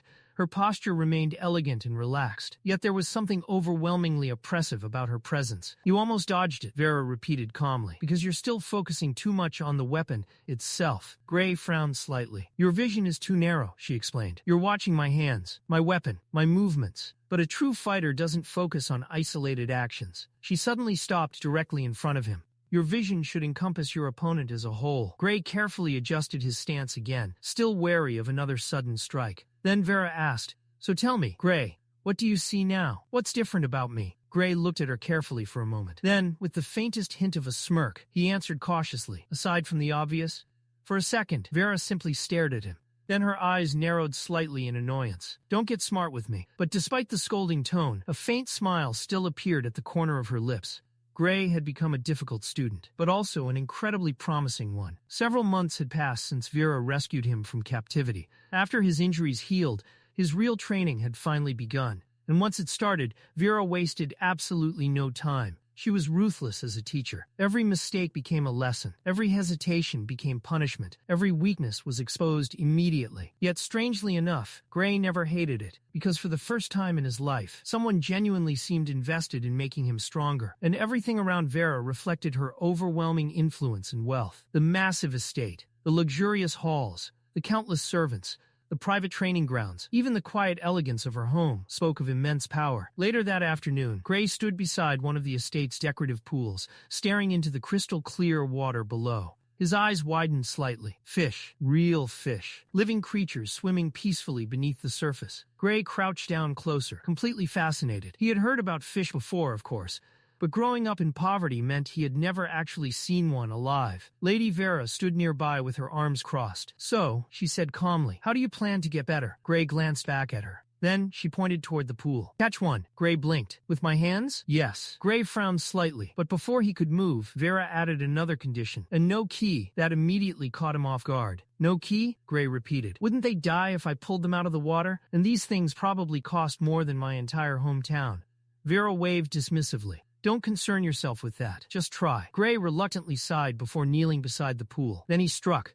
Splash. The fish darted away instantly. Gray tried again and again. Every single attempt failed miserably. The fish moved far too quickly, slipping through his fingers effortlessly each time.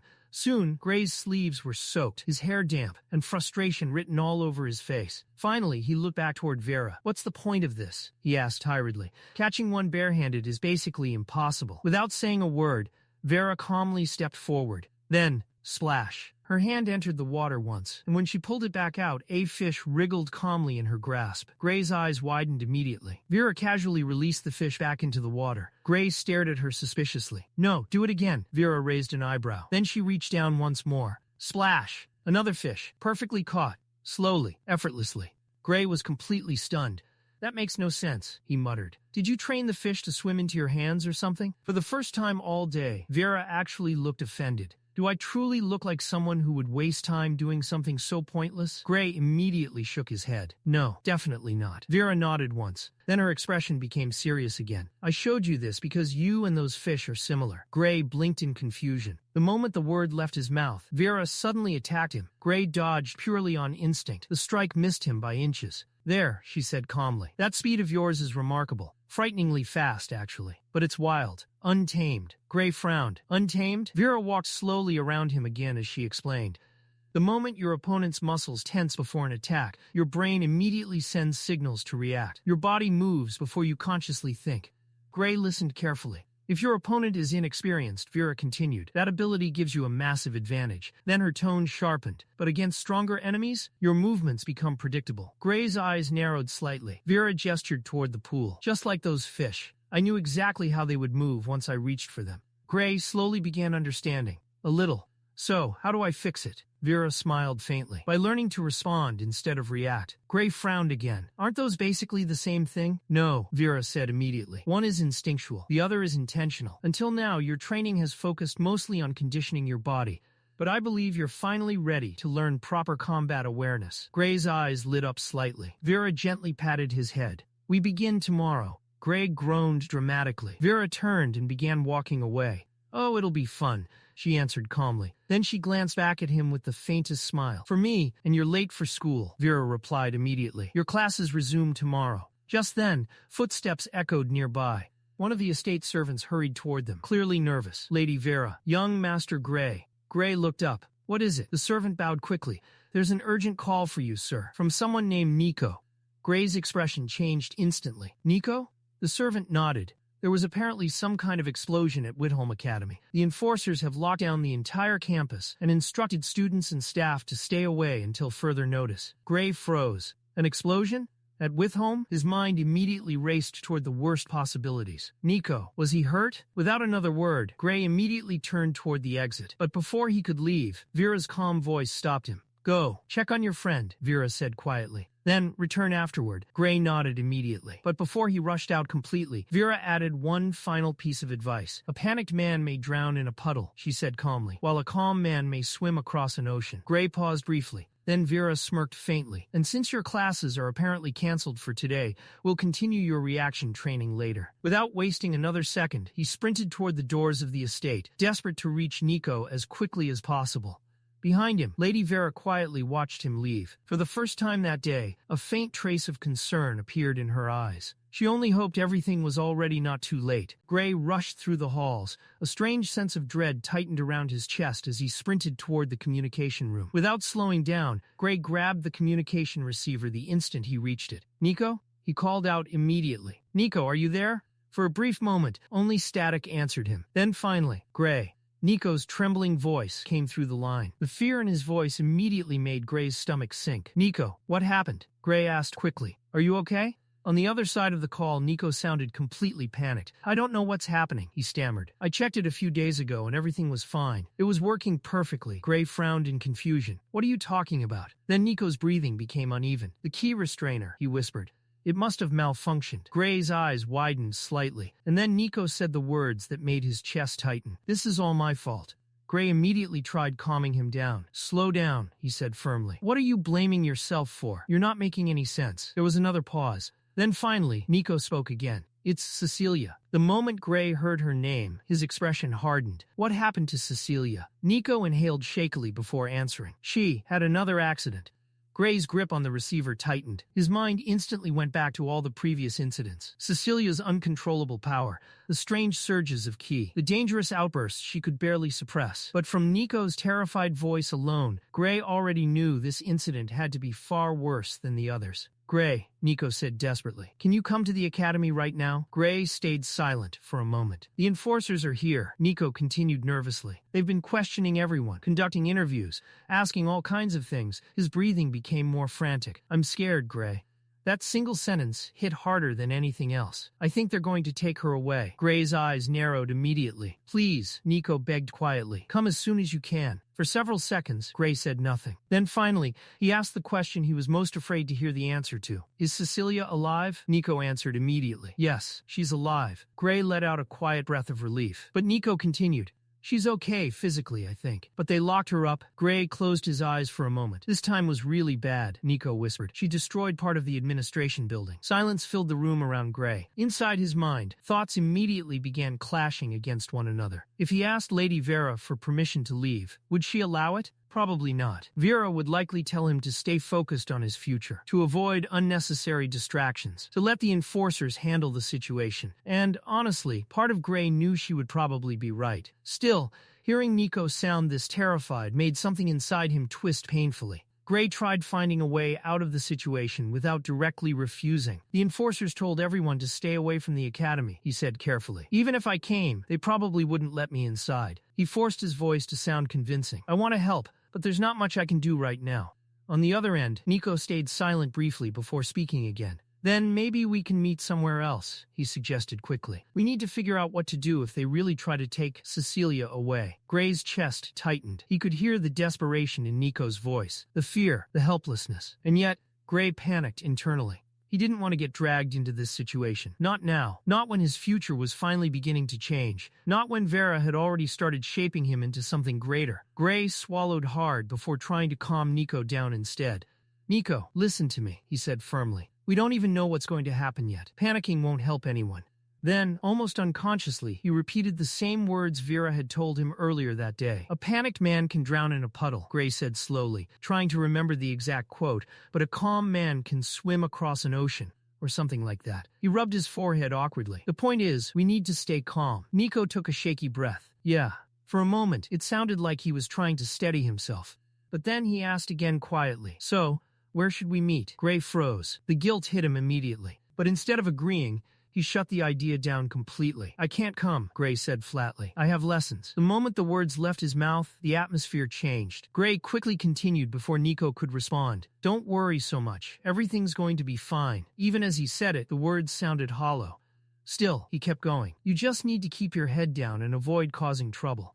Then Gray tried justifying it further, both to Nico and to himself. Maybe this could actually help Cecilia in the long run. If important people notice her condition, maybe she'll finally get proper treatment. He lowered his voice slightly. Then she won't have to rely only on your inventions anymore. The line became quiet. When Nico finally spoke again, his voice sounded smaller somehow. Okay, there was disappointment there. Gray could hear it clearly, but Nico still tried holding himself together. Sorry, Nico said softly. I know you already have a lot on your plate trying to become king and all. Gray immediately felt worse hearing that. So, I'll let you go now. Gray tightened his grip on the receiver. Call me once you know what the enforcers decide to do, he said. Nico nodded weakly on the other end. Sure. And then the call ended. The room fell silent. Gray slowly lowered the receiver back into place while staring blankly ahead. Everything's going to be fine, he whispered quietly to himself. Back in the present, Arthur sat silently in his room. That memory still haunted him, because now he understood the truth. That was how both Gray and Arthur survived painful moments, by telling themselves things would somehow work out, by repeating comforting lies until they started believing them. Arthur closed his eyes slowly. It was a memory he would never forget. Dream or not, far below the floating castle, deep within the underground dungeon, the night remained cold and quiet. Gentry sighed tiredly. Tonight certainly turned out more eventful than expected. Gentry stretched slightly before turning away. Make sure you finish wrapping things up early tonight, he said casually. I'd rather not spend another sleepless evening down here. With that, Gentry began walking off down the corridor. But then, a sound echoed from inside the retainer's prison cell. Ento froze instantly. The noise had been subtle. Then suddenly, something moved. Fast. Far too fast. A dark blur shot toward Ento from inside the cell. Ento's eyes widened in terror. The bucket slipped from his hands while metal instruments clattered loudly throughout the dungeon corridor. And before Ento could even scream, the shadow was already upon him. Arthur descended the cold stone staircase toward the underground prison, adjusting the collar of his formal coat with visible discomfort. The neatly pressed black uniform felt stiff around his shoulders, and the polished boots echoed sharply against the dungeon steps. He hated wearing these formal clothes. They were restrictive, impractical, and far too rigid for someone constantly moving between battlefields. But after arriving late and underdressed to one too many council meetings, Virion had made his opinion painfully clear. If Arthur showed up looking like a wandering mercenary again, the commander would personally lecture him for an hour straight. So despite the irritation crawling under his skin, Arthur endured it. Only a few days had passed since his last dream of Gray's past life, yet the memory still lingered vividly in his mind. The strange conversation with Radius refused to leave him alone. Ever since hearing that bizarre poem, fragments of Gray's old memories had begun surfacing more frequently, almost as if the words themselves had stirred something buried deep inside him. Arthur clenched his jaw slightly. Maybe the poem truly was connected somehow. Maybe Radius knew something impossible. Or maybe the old traitor was simply insane. Arthur exhaled slowly as he continued down the dim corridor, illuminated by flickering mana lamps. He hoped that this time, Radius would stop speaking in riddles and finally explain himself directly. As he reached the final turn of the staircase, he noticed the guard stationed outside the prison corridor. The elf was seated lazily beside the cell entrance, head tilted slightly downward, sleeping. Arthur stared at him for a moment before sighing quietly. This guy really drifts off on duty a lot, he thought. A faint smirk tugged at Arthur's lips. Deciding to test him a little, Arthur carefully concealed his mana presence and silently stepped forward, using the same stealth technique he once used to sneak past the hypersensitive raptor squirrels in Epheotis, creatures capable of sensing even the slightest disturbance in the air. Arthur moved without a sound, but the moment he came within reach, a blade instantly pressed against his neck. Arthur froze. The elf guard stood before him with frightening speed, sword drawn and eyes razor-sharp. His sleepy appearance had vanished completely. Pure instinct radiated from him. Then recognition struck. The guard's eyes widened in horror. He immediately lowered his weapon and stepped back, bowing apologetically. "My apologies. I sensed someone sneaking up behind me and reacted before thinking." Arthur raised an eyebrow. "You reacted while asleep." The elf's face flushed with embarrassment. "Please don't tell Commander Virion," he pleaded quickly. "I only have a few more days of guard duty left. If I stay down here any longer, I'll have to start running laps on the wall, just to stop my muscles from wasting away." Arthur couldn't help letting out a small chuckle. "Relax, I'm not reporting you." The guard sighed in relief. "Honestly, though," Arthur admitted, "I'm impressed. Virion was right about your senses being exceptional." The elf grinned proudly at the compliment. "These senses saved my life more times than I can count." The guard sheathed his sword before asking, "Are you here to visit another prisoner?" Arthur shook his head. "Same one." Then he glanced toward the deeper part of the corridor. "Is Gentry inside?" The elf snorted. "There hasn't been a single moment where he hasn't been inside." Arthur blinked. "Wait, he sleeps down here too?" The elf nodded immediately. With all the smell and blood and screaming, apparently, both of them grimaced at the same time. "That's disgusting," Arthur muttered. "It really is." They continued their conversation as Arthur asked whether the elf at least had his own room, and hopefully somewhere far away from these depths of despair. The elf let out a tired laugh and said that he did, but he still couldn't wait to finish his assignment there and finally return home. Arthur glanced at him curiously. "You're not returning to the battlefield?" The elf shook his head. "I'm being reassigned to the Elshire Forest." Then a faint smile crossed his face. "That's what I meant by home." Arthur paused slightly. The Elshire Forest, the memory resurfaced immediately. The towering trees, the thick mana fog, the strange silence hidden beneath the forest's beauty. The first time Arthur entered Elshire, he had only been a child, and it had been entirely by accident. The elf stopped walking for a second, clearly surprised. "You?" Arthur nodded. "When I was younger." The guard stared at him in disbelief. "Not many humans enter the Elshire Forest and come back alive," he muttered, "much less a child." Arthur smiled faintly. "I'll tell you the story someday if you tell me why you're getting demoted to guard duty." The elf instantly replied without hesitation. "I guess we'll both never know." Arthur laughed quietly under his breath. Eventually, they reached a cluttered side room near the deepest cells of the prison. The elf pointed toward a hunched figure buried beneath papers, restraints, and scattered tools. "There," he said. "That's where he sleeps." Gentry suddenly jolted awake at the sound of footsteps. What's going on?" He fumbled around for his glasses before finally spotting Arthur standing at the doorway. The old torturer blinked. "Well now," he muttered, "to what do I owe the pleasure of the general disturbing my rest?" Arthur crossed his arms. "I was simply returning the favor from last night." Gentry let out a dry laugh. "Fair enough." Arthur's expression quickly turned serious. "I need you to open Radius's cell. There's something I want to ask him." Gentry nodded immediately as he stood up. "Of course." As they walked through the corridor, Gentry spoke again. "And, my apologies for dragging the entire council down here last night." Arthur glanced at him.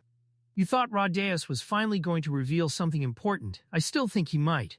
Arthur remained silent for a moment. "That's why I'm here." The deeper they walked, the colder the air became.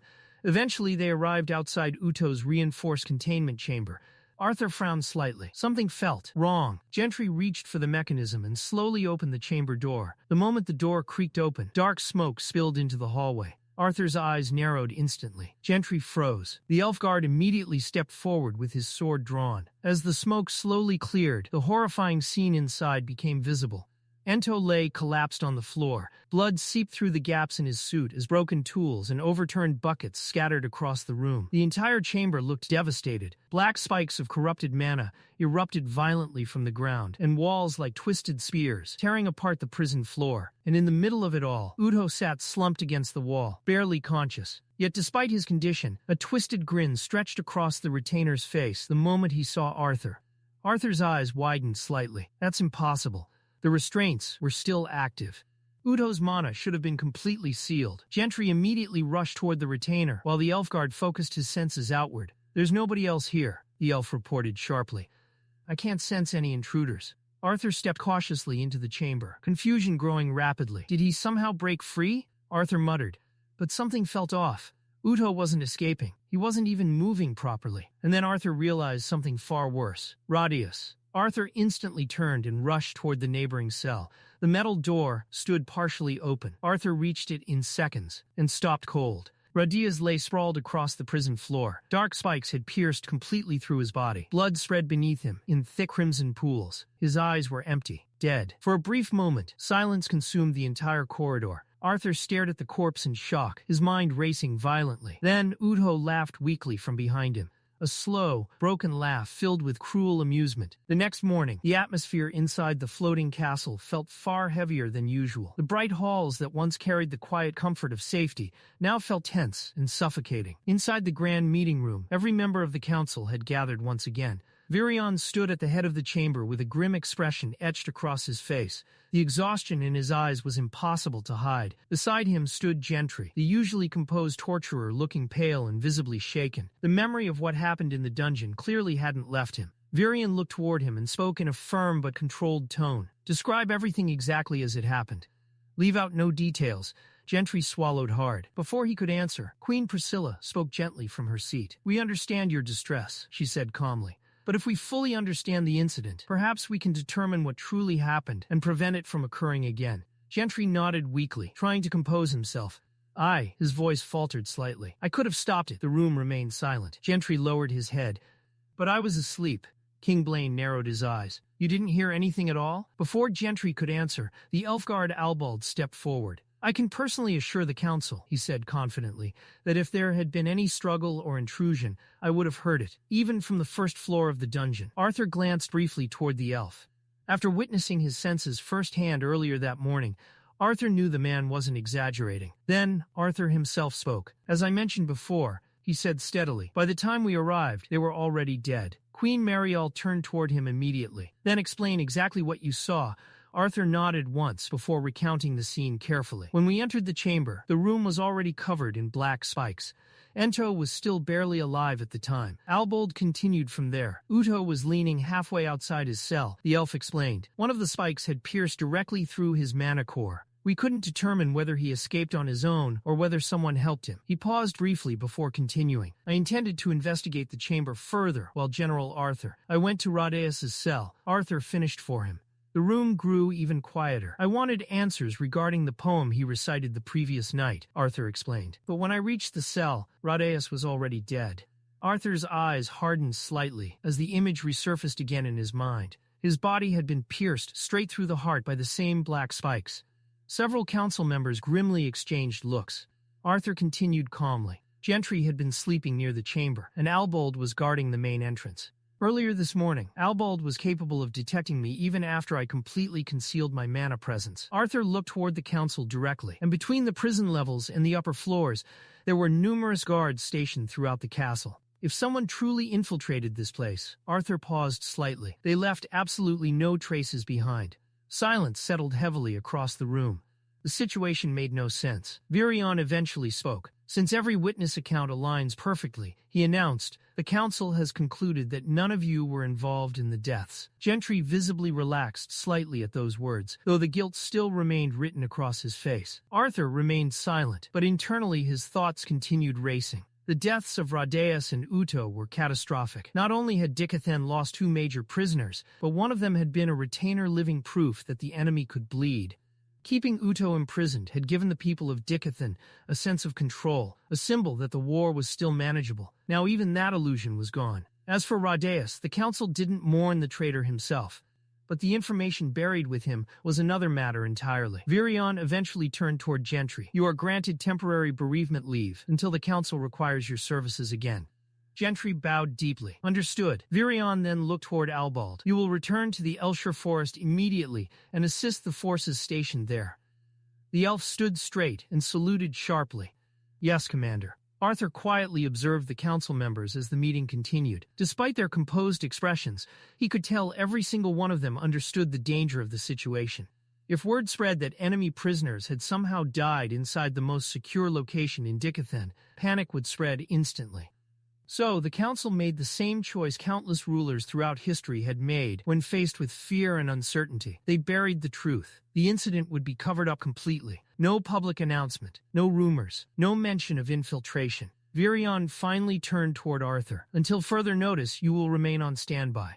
Arthur bowed slightly. Understood. The meeting eventually ended, and one by one, the council members departed the chamber in exhausted silence.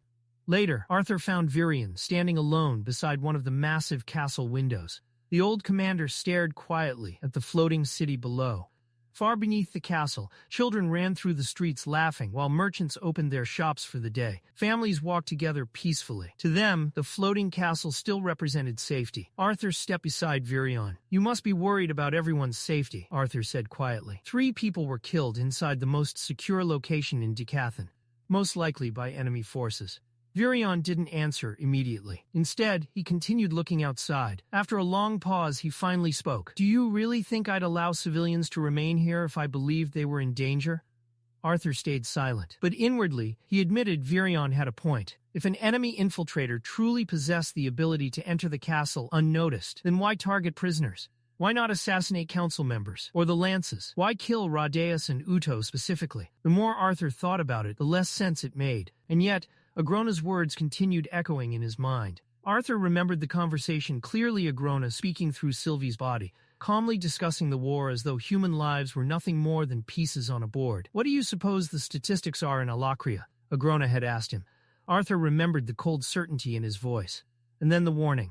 We are progressing into the next stage of the war. It will not benefit your side. Agrona didn't want to destroy Dicathen. He wanted its resources, its people. He intended to use the continent itself as fuel for his future war against Ephiodus. Arthur's thoughts shifted back toward Radaeus. The poem, the strange wording, the hidden meanings. Was Radaeus truly trying to warn him? Had he deliberately hidden the truth within poetry to avoid triggering some kind of curse? Arthur's eyes narrowed slightly. Cynthia had died under mysterious circumstances too. Was it the same curse? The same invisible force, silencing anyone who learned too much? Arthur's thoughts were interrupted when Virion spoke again. To be honest, the commander admitted quietly, I'm at a complete loss. Arthur looked at him in surprise. Virion rarely admitted uncertainty. The scale of this war, Virion continued while staring out at the sky, is unlike anything this continent has ever faced. Arthur slowly nodded. Things have been quiet lately, he admitted. Too quiet. A heavy tension settled between them. Arthur looked out over the floating castle, toward the endless horizon beyond the clouds. I can feel it, he said quietly. Something big is about to happen. His expression darkened, but I still don't know what. As Arthur walked through the long hallways of the floating castle, his mind remained tangled in restless thoughts. The polished marble floors reflected the soft glow of the mana lamps above, but even the calm atmosphere of the castle couldn't ease the tension building inside him. Everything was happening too fast. Every day brought new threats, new discoveries, and new uncertainty. The war that once felt distant had now spread across the entire continent like an unstoppable storm. Arthur let out a quiet breath as he continued walking toward his room. Part of him still couldn't understand why Virion had ordered him to remain on standby, while the other lances were scattered across Dicathen, handling critical missions. Aya had already been deployed to Eleanor, monitoring the southern borders after the recent Alacrian incursions through the forest. Mika was deep within Darv, hunting down the radical dwarven groups and Alacrian sympathizers, destabilizing the kingdom from within. Varwe had stationed herself along the western coastline, personally overseeing the fortification of major cities in preparation for a possible naval assault. Byron was scouting the northern range of the Grand Mountains, searching relentlessly for any sign of scythes or retainers entering Dicathen. Everyone was moving. Everyone was fighting. Yet Arthur remained in the castle. He frowned slightly. Still, he trusted Virion. The old commander wasn't the type to make meaningless decisions. If Virion wanted him here, then there had to be a reason for it. Arthur simply hadn't figured it out yet. As he reached the door to his room, he suddenly heard muffled voices coming from inside. "You have to help me. Promise?" Arthur paused, then slowly opened the door. The moment he stepped inside, Ellie instantly turned toward him with a bright smile, while Sylvie sat suspiciously close beside her on the couch. Boo rested lazily on the floor nearby. Arthur narrowed his eyes immediately. "That doesn't look suspicious at all." Sylvie crossed her arms innocently. "You're overthinking it." Arthur wasn't convinced for even a second. Ellie quickly changed the subject before he could question them further. "What happened? Why did it take you so long?" Arthur sighed tiredly as he loosened the collar of his coat. Another council meeting, then a faint smile crossed his face. "But I'm free now." Ellie's eyes lit up instantly. "Does that mean you're finally ready to spend time with your precious little sister?" Arthur chuckled softly. "Sure, as long as you don't mind spending that time at the training grounds." He glanced toward Sylvie. "She and I still need to test a few things before we end up in a real fight." Sylvie nodded immediately. As the three of them began walking through the castle halls together, Arthur glanced sideways at Sylvie. "So," he said casually, "what exactly were you two talking about before I came in?" Sylvie immediately looked away. "I'm sworn to secrecy." Arthur raised an eyebrow. "That makes it sound even more suspicious." Ellie quickly avoided eye contact. Arthur shook his head with a helpless smile as they continued toward the training grounds. Despite everything happening around them, seeing Ellie and Sylvie getting along so naturally genuinely made him happy. Eventually, they arrived at the massive indoor training hall. The moment Arthur pushed the heavy doors open, the familiar scent of stone, metal, and burned mana filled the air. Arthur stepped into the center of the room before stretching his arms casually. "We should warm up first." Ellie immediately began stretching beside him. Arthur glanced toward Sylvie. "You joining us?" Sylvie stared at them blankly.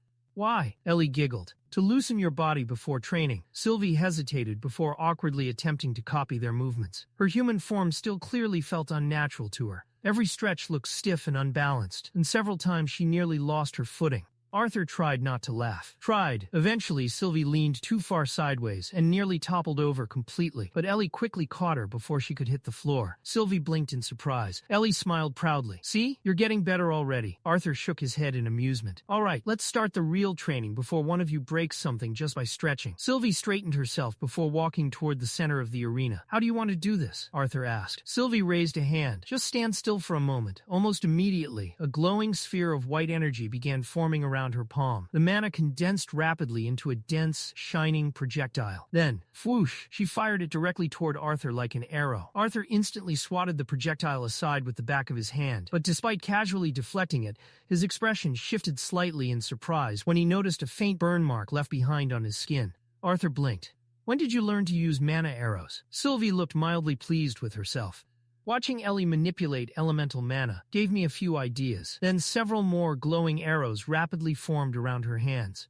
Including how to better take advantage of my own traits, the arrows shot toward Arthur one after another. This time Arthur caught the projectiles directly in his hands before they could explode. His eyes narrowed thoughtfully. Interesting. He examined the dense mana carefully. Compared to Ellie's arrows, these are much more compact, almost solid. He looked back towards Sylvie. The raw destructive output isn't especially high, but the mana density is absurd. They don't dissipate immediately after impact either. Arthur quickly realized that although Sylvie drew inspiration from Ellie's techniques, the composition of the spell itself was completely different. Ellie manipulated elemental mana. Sylvie manipulated pure mana itself. Sylvie folded her arms confidently.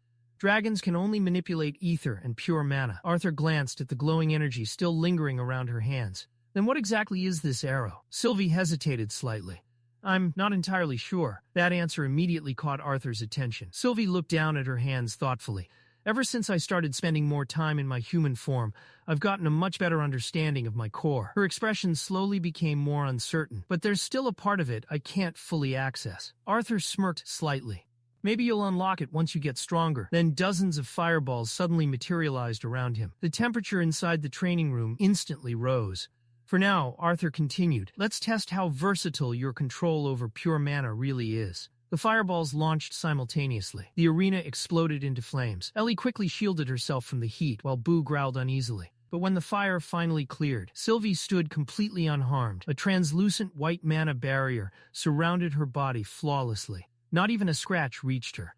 Arthur immediately followed with another attack, this time summoning sharp, flaming arrows. Create separate panels, he instructed calmly. Block each projectile individually. The arrows shot forward. Sylvie reacted instantly. Several floating mana shields materialized around her body, intercepting every single arrow with perfect timing. Arthur nodded approvingly, then vanished.